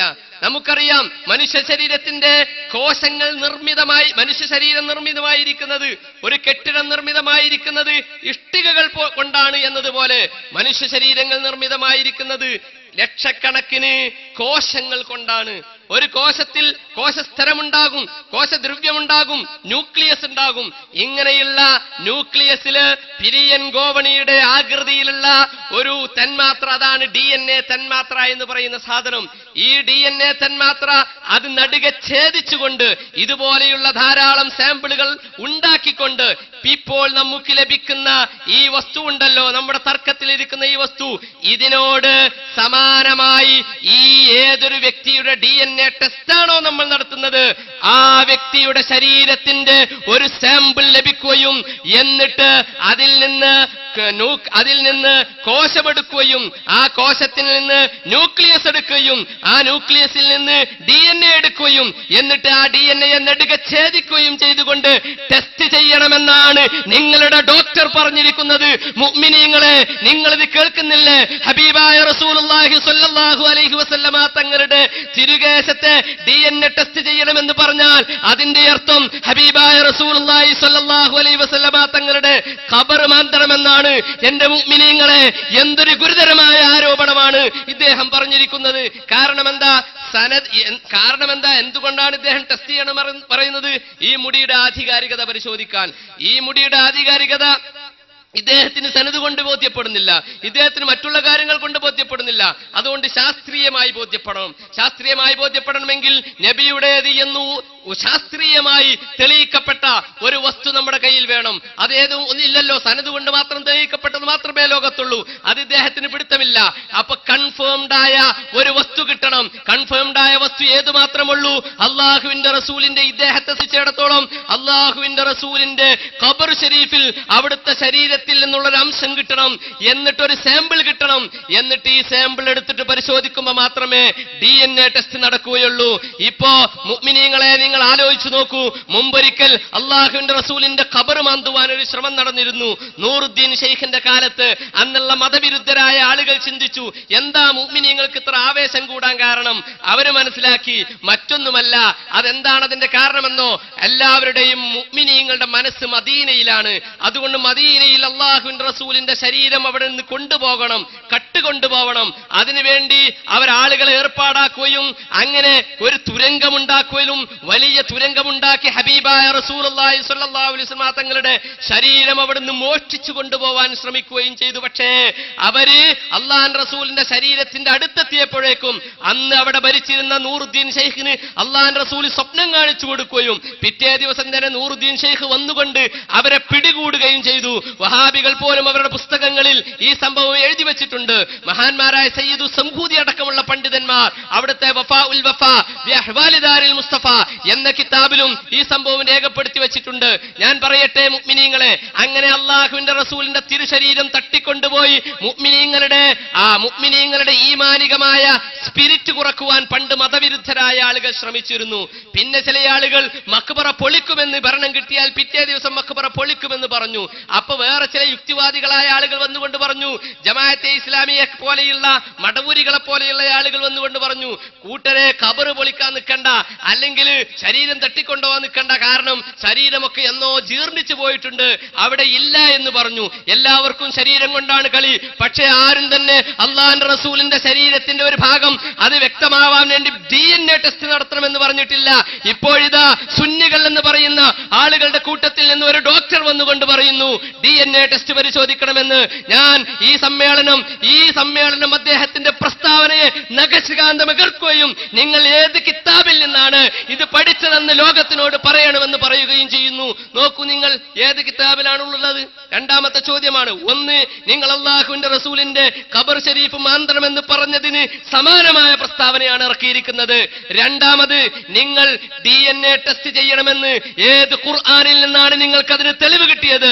അള്ളാഹുവിന്റെ റസൂലിന്റെ ഒരു ഷഹർ മുബാറക്ക് അത് ശരിയാണെന്ന് പഠിക്കാൻ, അത് ശരിയാണെന്ന് ബോധ്യപ്പെടുത്തുവാൻ ഖുർആനിൽ തെളിവുണ്ടോ എന്ന് ഞാൻ ചോദിക്കുന്നു. അതിനുവേണ്ടി DNA ടെസ്റ്റ് ചെയ്യണമെന്ന് ഖുർആനിൽ തെളിവുണ്ടോ? ഹദീസിൽ തെളിവുണ്ടോ? അല്ല, ഇമാം ബുഖാരിയുടെ ഹദീസുണ്ടോ? ഏതെങ്കിലും ഹദീസുണ്ടോ? ലഈഫായ ഹദീസുണ്ടോ? അല്ലെങ്കിൽ ഏതെങ്കിലും കിതാബിന്റെ നമ്മുടെ ഫിഖ്ഹിന്റെ അടിസ്ഥാനത്തിൽ നിങ്ങൾക്കത് തെളിയിക്കാൻ സാധിക്കുമോ? നമ്മളൊക്കെ സുന്നികളാണല്ലോ. അതുകൊണ്ട് ഏതെങ്കിലും ഫിഖ്ഹിന്റെ ഇബാറത്തിന്റെ അടിസ്ഥാനത്തിൽ ഇങ്ങനെ ഒരു ടെസ്റ്റ് നടത്തുവാൻ വേണ്ടി നിങ്ങൾക്ക് തെളിവ് ഉദ്ധരിക്കാൻ സാധിക്കുമോ? ഈ ചോദ്യം പത്രക്കാർ അദ്ദേഹത്തോട് ചോദിച്ചതാ. ആ ചോദ്യം ചോദിച്ചപ്പോ വഷളായി ഇറങ്ങിപ്പോവേണ്ട ദുർഗതിയല്ലേ ഡോക്ടർ സാഹിബെ നിങ്ങൾക്കുണ്ടായത്? എന്തിനാ അവിടെ ഒരു പത്രസമ്മേളനം വിളിച്ച് വരുത്തി? എന്താണ് പത്രക്കാരോട് പറയേണ്ടതെന്ന് പോലും അറിയാതെ ഒരു പത്രത്തിൽ ഒരാളാകാൻ വേണ്ടി ഒരു പ്രസ്താവനയും ഇറക്കി. നിങ്ങൾക്ക് സ്വൈര്യമായി ഇറക്കാമെന്ന് നിങ്ങൾ വിചാരിക്കേണ്ടതില്ല എന്ന് കൂട്ടത്തിൽ ഞാൻ ഓർമ്മപ്പെടുത്തുന്നു. മറ്റൊരു കാര്യം പറയട്ടെ. ഇനി DNA ടെസ്റ്റ് നടത്തിയെന്ന് നമ്മൾ വെറുതെ ഫർളം വ തഖ്ദീറൻ സങ്കല്പിക്കുക. എന്നാൽ അത് ശരിയാണ് എന്നതിന് എന്താണ് തെളിവ്? DNA ടെസ്റ്റ് 100% ശരിയാണെന്ന് ശാസ്ത്രജ്ഞന്മാർ പോലും പറഞ്ഞിട്ടില്ല. പിന്നെ എങ്ങനെയാണ് നിങ്ങൾക്കത് പറയാൻ സാധിക്കുക? ചോദ്യം മൂന്നാമത്തെ ചോദ്യമാണ്. നാലാമത്തെ ചോദ്യം ചോദിക്കട്ടെ.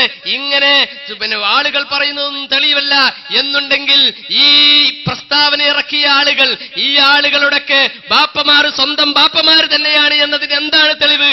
DNA ടെസ്റ്റ് നടത്തി നോക്കണമെന്ന് നിങ്ങൾ പറയുമോ? ഞങ്ങൾക്ക് ചോദിക്കാറുണ്ട്. അല്ല, ഉമ്മ പറഞ്ഞതാണ് തെളിവ്, അതിന്റെ സനദ് ഉമ്മയാണ്, ഇതെന്റെ നബിയുടെ ബാപ്പയാണ് എന്നതിന്റെ സനത് ഉമ്മയാണ്. ഉമ്മ പറഞ്ഞു എന്നതാണ് തെളിവ്. ഉമ്മ പറഞ്ഞത് പോരായെങ്കിൽ, ഇവരൊന്നും പറഞ്ഞത് പോരായെങ്കിൽ, സനത് തെളിവായി സ്വീകാര്യമല്ലെങ്കിൽ പിന്നെ സ്വന്തം പിതാവിന്റെ DNA ടെസ്റ്റ് ആദ്യം പരിശോധിക്കണമെന്ന് ഞാൻ ആവശ്യപ്പെടുകയാണ്. ഞാൻ നിർത്തുകയാണ്, കൂടുതലൊന്നും പറയുന്നില്ല. ബാക്കി കാര്യങ്ങൾ ഇൻഷാ അല്ലാഹ് നൗഷാദ് ഹസനി പറയും. ജമാഅത്തെ ഇസ്ലാമിക്കാർ ഇക്കാര്യമായി പറയുന്നതും മൗലവി ഗ്രൂപ്പും മടവൂർ ഗ്രൂപ്പും പറയുന്നതും, സുന്നി എന്ന് പറയപ്പെടുന്ന ആളുകളുടെ ചില ആളുകൾ, എല്ലാവരെയും ഞാൻ കുറ്റപ്പെടുത്തുന്നില്ല, ചില ആളുകൾ പറഞ്ഞതും ഞാനിവിടെ സൂചിപ്പിച്ചു. അതിനുള്ള മറുപടി ഞാൻ ഒരിക്കലും വിശ്വസിക്കുന്നില്ല. ഈ AP സുന്നി എന്നതിന്റെ നേർ എതിർപക്ഷത്ത് നിൽക്കുന്നവർ എന്ന് പറയപ്പെടുന്ന ആ സുന്നികൾ മുഴുവനായും ഈ അഭിപ്രായക്കാരാണെന്ന് എനിക്ക് തീരെ അഭിപ്രായമില്ല.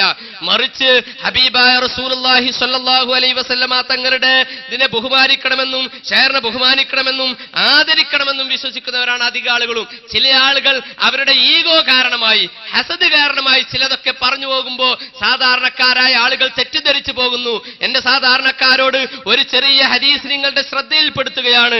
അള്ളാഹുവിന്റെ റസൂൽ പറഞ്ഞ ഒരു ഹദീസ്, മൻ ആദാ ശഅറത്തൻ മിന്നി, എന്റെ ശരീരത്തിലുള്ള ഒരു ശഅറത്ത്, മഹാനായ അലി റളിയല്ലാഹു അൻഹു പറയുന്നു, അള്ളാഹുവിന്റെ റസൂൽ അവിടുത്തെ ഒരു മുടി ഇങ്ങനെ പിടിച്ചിട്ട് പറഞ്ഞു, എന്റെ ശരീരത്തിലുള്ള ഒരു മുടി ആരെങ്കിലും നിസാരപ്പെടുത്തിയാൽ, അതിനെ ആരെങ്കിലും വിദ്രോഹിച്ചാൽ, അതിനെ ആരെങ്കിലും പ്രയാസപ്പെടുത്തിയാൽ എന്നെ തന്നെയാണ് അവൻ പ്രയാസപ്പെടുത്തിയത്.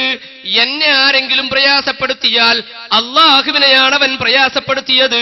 അള്ളാഹുവിനെ ആരെങ്കിലും പ്രയാസപ്പെടുത്തിയാൽ ആകാശഭൂമികൾ നിറയെ അള്ളാഹു അവനെ ശപിക്കുന്നതാണ്. അവരിൽ നിന്ന് തൗബ പോലും സ്വീകരിക്കുകയില്ല. എന്റെ സുഹൃത്തുക്കളോട് എനിക്ക് പറയാനുള്ളത്, ഒരു ഗ്രൂപ്പിനോടുള്ള വിരോധം കാരണമായി നിങ്ങൾ അനീതി ചെയ്യരുത്. ലാ യജ്രിമന്നകും ശനആനു ഖൗമിൻ അലാ അല്ലാ തഅദിലു, ഒരു വിഭാഗത്തിനുള്ള വിദ്വേഷം കാരണമായി നമ്മൾ അനീതി ചെയ്തു പോകരുത്.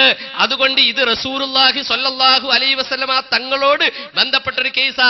എനിക്കറിയില്ലെങ്കിൽ എനിക്കറിയില്ല, ഞാൻ അതിനെക്കുറിച്ച് ഒന്നും പറയുന്നില്ല, എന്റെ നാവ് ഞാൻ കേടുവരുത്തുന്നില്ല എന്ന ഒരു വിശ്വാസിയുടെ ഏറ്റവും അറ്റ്ലീസ്റ്റായ ഒരു ചിന്തയെങ്കിലും നമ്മുടെ മനസ്സിൽ വേണം എന്ന കാര്യം ഓർമ്മപ്പെടുത്തിക്കൊണ്ട് വാഖിറു ദഅവാന അൽഹംദുലില്ലാഹി റബ്ബിൽ ആലമീൻ ബിസ്മില്ലാഹിർ റഹ്മാനിർ റഹീം എന്ന വാചകത്തിൽ ഈ യോഗം ഉദ്ഘാടനം ചെയ്തതായി അറിയിച്ചുകൊണ്ട് ഞാൻ നിർത്തുന്നു. അസ്സലാമു അലൈക്കും. ഇനി വിഷയം അവതരിപ്പിക്കുന്നതിന് വേണ്ടി കേരളത്തിലെ മുഖാമുഖ പരിപാടികളിൽ ധീരമായി നേതൃത്വം നൽകുന്ന വന്ദ്യരായ ഉസ്താദ് നൗഷാദ് ഹസനി അവറുകളെ ആദരപൂർവ്വം ക്ഷണിക്കുന്നു. അസ്സലാമു അലൈക്കും വറഹ്മത്തുള്ളാഹി വബറകാത്ത്.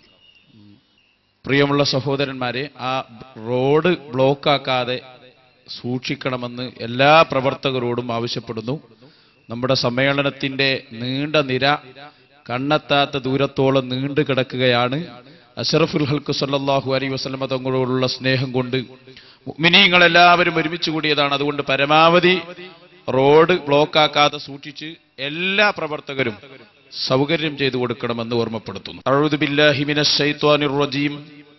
ബിസ്മില്ലാഹിർ റഹ്മാനിർ റഹീം.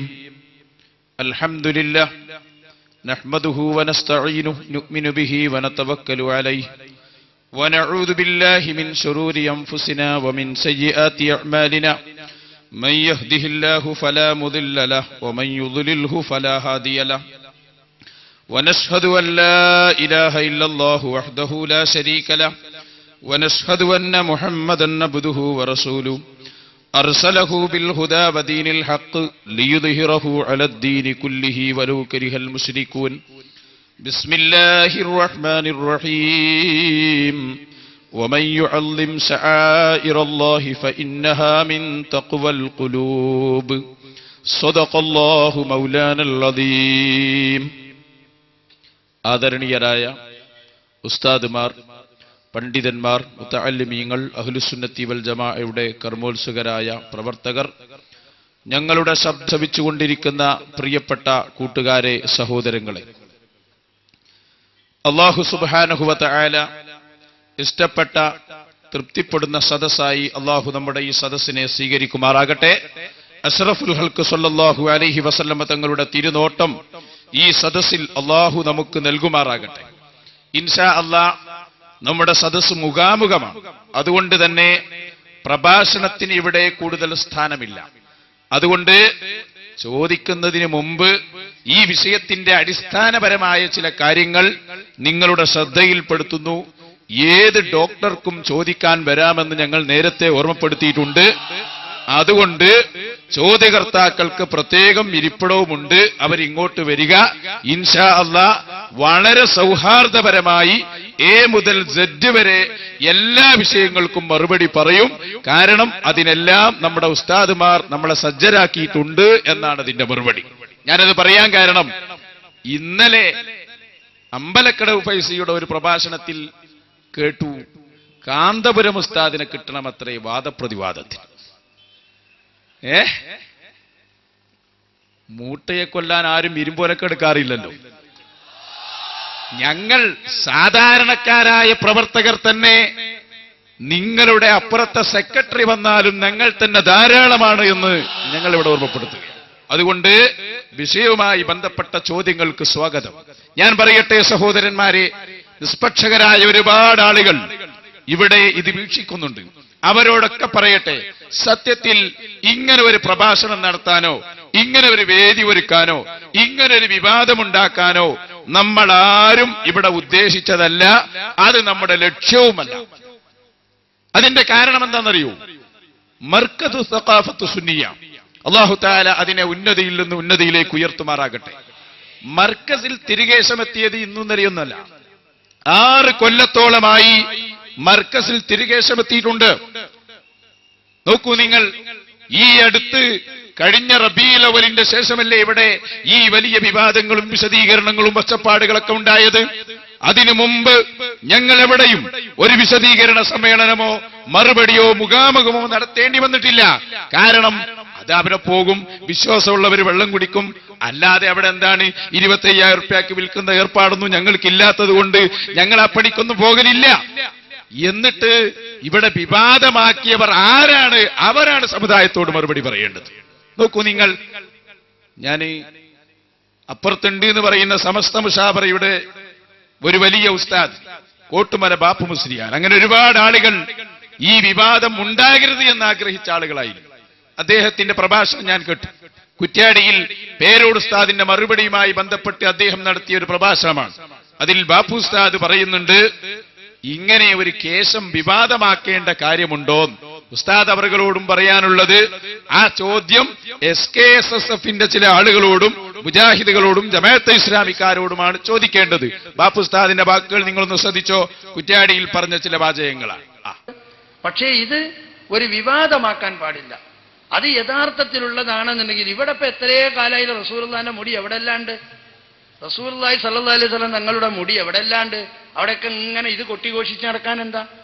ആ സ്ഥലങ്ങളിലൊക്കെ തന്നെ അതിൻ്റെതായ ഒരു രീതിയിൽ അത് എത്തിക്കഴിഞ്ഞാൽ ഇപ്പൊ ഇന്ത്യയിൽ തന്നെ ചില ഭാഗങ്ങളിലൊക്കെ ഉണ്ട്, അവിടെയൊക്കെ മുടിയുണ്ട് എന്ന് അറിയുന്നവർ അവിടെ പോകുന്നു.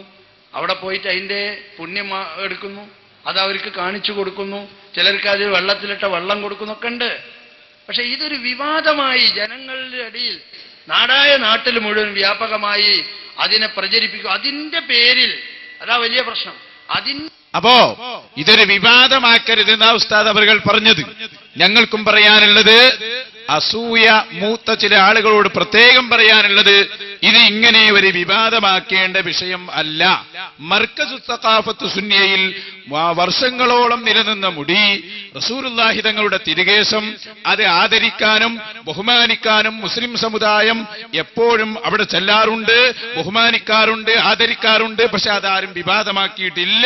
പിന്നെ വിവാദമാക്കിയത് എന്ന് മുതലാണ് എന്നാണ് ഞാൻ ഇവിടെ പരിശോധിക്കുന്നത്. നോക്കൂ നിങ്ങൾ സഹോദരന്മാരെ, ഇപ്പോ നേരത്തെ സൂചിപ്പിച്ച പോലെ ഒരു കൂട്ടുമുന്നണി ഉണ്ടാക്കിയിട്ട് കാന്തപുരം ഉസ്താദിനെയും താജുൽ ഉലമയെയും അങ്ങ് ഒറ്റപ്പെടുത്തി കളയാമെന്നാണ് ചില ആളുകൾ വിചാരിച്ചുകൊണ്ടിരിക്കുന്നത്. സക്കരിയ സലാഹി അടുത്ത് നടത്തിയ ഒരു പ്രഭാഷണം നിങ്ങൾ കേട്ടോളൂ. അയാൾ പറയുന്നത്, ഞങ്ങളെല്ലാവരും കൂടി നിങ്ങളെ ഒറ്റപ്പെടുത്തുന്നതാണ് കേട്ടോ. പ്രവാചകനുമായി വന്ന കാദിയാനികളെ ഒറ്റപ്പെടുത്തിയതുപോലെ കള്ളമുടിയുമായി വന്ന കാന്തപുരം ഗ്രൂപ്പിനെ ഒറ്റപ്പെടുത്തണമെന്ന ആഹ്വാനവുമായിട്ടാണ് മുസ്ലിം സംഘടനകൾ മുന്നേറിക്കൊണ്ടിരിക്കുന്നത്. ഞങ്ങൾക്ക് കാന്തപുരത്തോടോ ബിസിനസ്, ഞങ്ങളെല്ലാവരും കൂടി നിങ്ങളെ ഒറ്റപ്പെടുത്തും.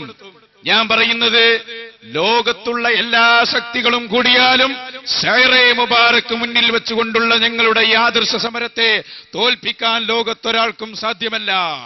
അത് സുന്നത്ത് ജമാഅത്തിന്റെ വിജയമായിരിക്കും. പ്രിയപ്പെട്ട സഹോദരന്മാരെ, പറഞ്ഞു വരുന്നത് വളരെ കൃത്യമായി മനസ്സിലാക്കണം. ഇനി നോക്കിക്കോളൂ, പിന്നെ വിവാദങ്ങളിൽ ആരൊക്കെ പങ്കെടുത്തു എന്നാണ് ഇനി ഞാൻ നിങ്ങളോട് പറയുന്നത്. ഒന്ന് മുജാഹിദുകളാണ്. മുജാഹിദുകളെ സംബന്ധിച്ചിടത്തോളം ഒറ്റ വാക്ക് ഞാൻ ഇപ്പൊ പറയുന്നുള്ളൂ, കൂടുതൽ ഇപ്പോൾ പറയുന്നില്ല. അവർ എന്തായാലും നമ്മുടെ നേതാവായ അഷ്റഫുൽ ഹൽക്ക് മുഹമ്മദുർ റസൂലുള്ളാഹി സ്വല്ലല്ലാഹു അലൈഹി വസല്ലമ തങ്ങളുടെ തിരുകേശം അംഗീകരിക്കാനോ വെള്ളം കുടിക്കാനോ മുജാഹിദ് ഉണ്ടാകൂല എന്നുള്ളതിൽ യാതൊരു തർക്കവുമില്ല. സലാം സുല്ലമി പറയുന്നത് കേട്ടാൽ നിങ്ങൾക്കത് വ്യക്തമാകും. നമ്മളെല്ലാം വളരെ ആദരിക്കുന്ന നമ്മുടെ പ്രിയപ്പെട്ട നേതാവ്, നമ്മുടെ ജീവൻ കൊടുത്തുപോലും അവിടത്തെ എല്ലാം സംരക്ഷിക്കാൻ നമ്മൾ തയ്യാറായ അഷ്റഫുൽ വറ മുഹമ്മദുർ റസൂലുള്ളാഹി സ്വല്ലല്ലാഹു അലൈഹി വസല്ലമ തങ്ങൾ നമ്മുടെ അത്രയും കഴിവില്ലാത്ത ആളാണ് എന്ന് പറയുന്ന സലാം സുല്ലമിയെ നിങ്ങളൊന്ന് കണ്ടോളൂ. നൂറുകണക്കിന് സംഭവത്തിരിക്കാതെ നമുക്ക് വേണമെങ്കിൽ സാധാരണ കഴിവുള്ളൂ എന്നതിന് സാധാരണക്കാരന്റെ കഴിവില്ല എന്ന് വേണമെങ്കിൽ സമർത്ഥിക്കാൻ സാധിക്കും. നബി തങ്ങൾക്ക് മുഹമ്മദ് നബിക്ക് നിസ്കരിക്കുക, ചെരുപ്പിട്ടാണ് നിസ്കരിക്കുന്നത്. നിസ്കാരം കുറെ ആയപ്പോ നബി ചെരുപ്പ് വാരി എറിഞ്ഞ് സഹാബത്തും ഊരി എറിഞ്ഞ്. നിസ്കാര ശേഷം എന്താണെന്ന് ചോദിച്ച് നബിസാസം പറഞ്ഞ് എനിക്ക് പഠിച്ചോ വഹി ഇറക്കി ആ ചെരുപ്പിന് ചുവട്ടിൽ നജസ് ഉണ്ട് എന്നുള്ളത്. നജസ് ഉണ്ട്, അതുകൊണ്ട് ഞാൻ എറിഞ്ഞതാണ്, എന്തിനെങ്കിലും എറിഞ്ഞതെന്ന് ചോദിച്ചു. അപ്പൊ നബി ഇത്തിബാ ചെയ്യാൻ വേണ്ടി ചെയ്തതാണെന്ന് അറിഞ്ഞു. അപ്പൊ ഞാൻ പറഞ്ഞോണ്ട് ചെരുപ്പിന്റെ താഴെ നജസ് വരെ മുഹമ്മദ് നബിക്ക് അറിയാൻ സാധിച്ചോ? പക്ഷെ നിങ്ങൾക്ക് ചിലപ്പോൾ അറിയാൻ സാധിച്ചെന്ന് വരും. എങ്ങനെയെങ്കിലും മാസിനെ അല്ലെങ്കിൽ എന്തൊക്കെ ഇതോ നോക്കിയിട്ട് നിങ്ങളെ ചെരുപ്പിന്റെ അടിയുള്ള നജസ് നിങ്ങൾക്ക് മനസ്സിലാക്കാൻ സാധിച്ചെന്ന് വരും. പക്ഷെ മുഹമ്മദ് നബിക്ക് മനസ്സിലാക്കാൻ സാധിച്ചോ? അപ്പൊ ഒരിക്കലും ഇതൊക്കെ സഹോദരന്മാരെ, മഹാനായ അഷ്റഫുൽ ഹൽക്ക് മുഹമ്മദുർ റസൂലുള്ളാഹി സ്വല്ലല്ലാഹു അലൈഹി വസല്ലം ഭൂമിയിലിരുന്ന് ലൗഹുൽ മഹ്ഫൂദിലുള്ള കാര്യങ്ങൾ വരെ അറിയാൻ കഴിവുള്ള, അല്ലെങ്കിൽ അല്ലാഹു കഴിവ് കൊടുത്ത ലോകത്തിന്റെ നേതാവായ മുഹമ്മദുർ റസൂലുള്ളാഹി സ്വല്ലല്ലാഹു അലൈഹി വസല്ലമ തങ്ങൾ ഇത്രയും മോശമാണ്, നമ്മുടെ അത്രയും കഴിവില്ല, സ്വന്തം ചെരുപ്പിന്റെ അടിയിലുള്ള ആ നജസിന്റെ വാസന പോലും വാസനിക്കാനുള്ള കഴിവില്ലാത്തവരാളാണെന്ന് പറഞ്ഞാൽ പിന്നെ ഇവര് തിരുകേശത്തെ ആദരിച്ചാൽ ഞങ്ങൾക്ക് അത്ഭുതം വരും. സുബ്ഹാനല്ലാഹ്, ഇതൊക്കെ പറഞ്ഞ ടീം എങ്ങനെ റസൂലുള്ളാഹിന്റെ മുടി ആദരിച്ചു?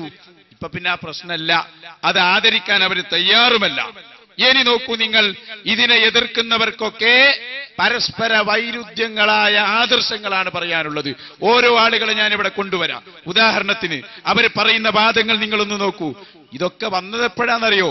മർക്കസിൽ തിരികേശമെത്തിയപ്പോഴാണ് ഈ വിവാദങ്ങളും കാര്യങ്ങളൊക്കെ ഉണ്ടായത്. വിവാദത്തിന്റെ തുടക്കം നിങ്ങൾ നോക്കൂ. ഈ വിവാദം ഇപ്പൊ അഹമ്മദ് ഖസ്റജി മർക്കസിൽ വന്ന് മുടി കൊടുക്കുന്നതിന് മുമ്പ് തന്നെ ഞാൻ പറഞ്ഞല്ലോ, ഒരു മുടി അവിടെ ഉണ്ട്. റസൂലുള്ളാഹിന്റെ തിരുകേശം ബറക്കാത്തി സാദാത്യങ്ങളിൽ നിന്ന് കിട്ടിയ സുന്ദരമായ ഒരു മുടി അവിടെയുണ്ട്, ഷഅറെ മുബാറക്. അന്നും വിവാദമാക്കാൻ ചിലർ ശ്രമിച്ചു. നമ്മളതങ്ങനെ തന്നെ അതിനെ കൂടുതൽ മെയിൻറ്റെയിൻ ചെയ്യാതെ അവിടെ അതിന്റെ കാര്യങ്ങൾ പറഞ്ഞു കൊടുത്ത് വിട്ടതാണ്. അന്നത്തെ ഒരു പ്രസംഗം നിങ്ങൾ കേൾക്കണം. ആരാണ് ഈ പ്രഭാഷണം? നമ്മളെ അമ്പലക്കടവ് നിങ്ങൾക്ക് നിങ്ങൾ ശ്രദ്ധിച്ചോ സഹോദരന്മാരെ? വിവാദമുണ്ടാക്കാനും വിവാദങ്ങളുമായി വെറുതെ ബന്ധപ്പെടാനും ആഗ്രഹിക്കുന്നവരോട് ഞങ്ങൾക്ക് പറയാനുള്ളത്, റസൂലുള്ളാഹി സ്വല്ലല്ലാഹു അലൈഹി വസല്ലമ തങ്ങളുടെ തിരുകേശവുമായി ബന്ധപ്പെട്ട് ആവശ്യമില്ലാത്ത വിവാദങ്ങൾ വലിച്ചെറിയരുത്.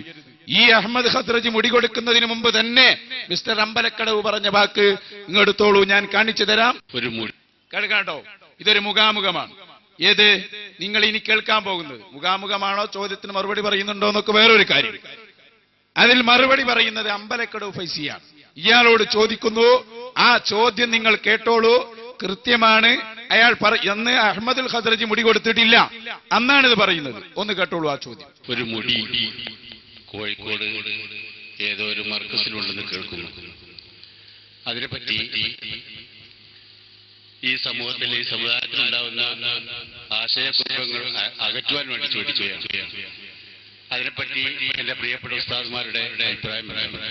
ആദരവുൽ ഖൽഖ് നബി മുഹമ്മദ് മുസ്തഫ സ്വല്ലല്ലാഹു അലൈഹി വസല്ലം തങ്ങൾ അവരുടെ വിശുദ്ധ മുടി കാരന്തൂർ മർക്കസിൽ സൂക്ഷിച്ചിട്ടുണ്ട് എന്ന വാർത്തയെക്കുറിച്ച് ഒരു നിജസ്ഥിതി അറിയാനാണ് ഇവിടെ ചോദ്യം ഉന്നയിച്ചത്. പ്രാഥമികമായി പ്രഥമ ദൃഷ്ട്യാ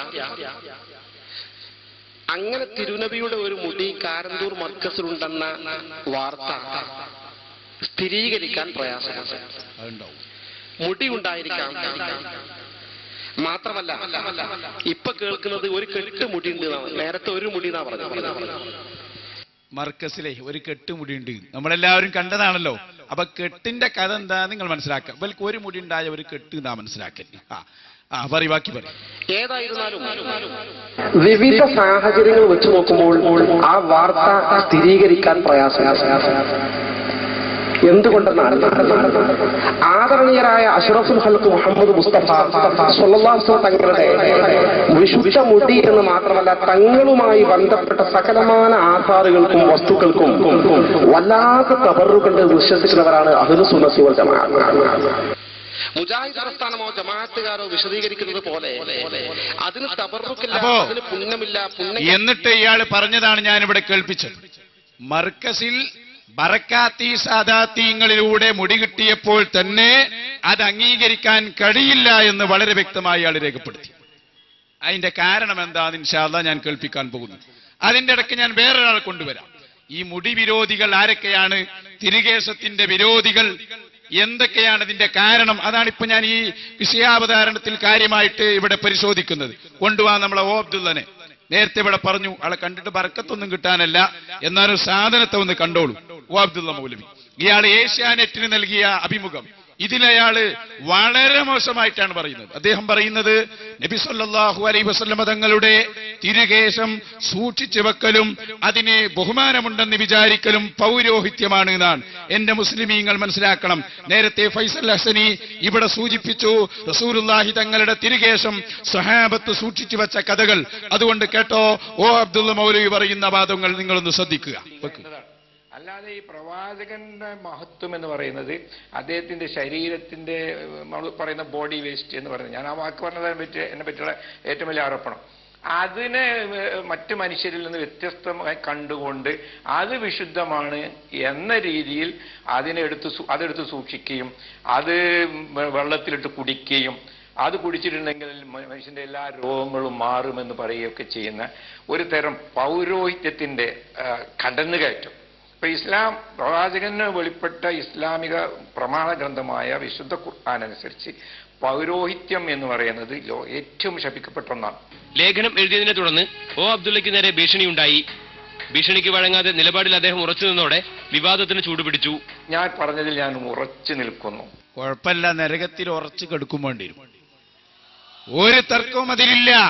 കാരണം സ്വഹാബികൾ മുഴുവനും, എന്തിനധികം നമ്മുടെ പ്രിയപ്പെട്ട നേതാവ് അഷ്റഫുൽ വറ മുഹമ്മദുർ റസൂലുള്ളാഹി സ്വല്ലല്ലാഹു അലൈഹി വസല്ലമ തങ്ങളടക്കമുള്ള എല്ലാ നേതാക്കളും ഇതിന് അംഗീകാരം നൽകുകയും അത് സൂക്ഷിച്ചു വെച്ചവരും ആണ്. ഇനി നിങ്ങൾ നോക്കിക്കോ പ്രിയപ്പെട്ട സഹോദരന്മാരെ. അപ്പൊ ഓ അബ്ദുള്ള എന്തുകൊണ്ട് എതിർത്തു? അതിന്റെ കാരണം നമ്മൾ അന്വേഷിച്ചപ്പോ പിടികിട്ടി. അദ്ദേഹം തന്നെ ഒരു പുസ്തകം എഴുതിയിട്ടുണ്ട്, ശത്രുക്കളല്ല സ്നേഹിതന്മാർ.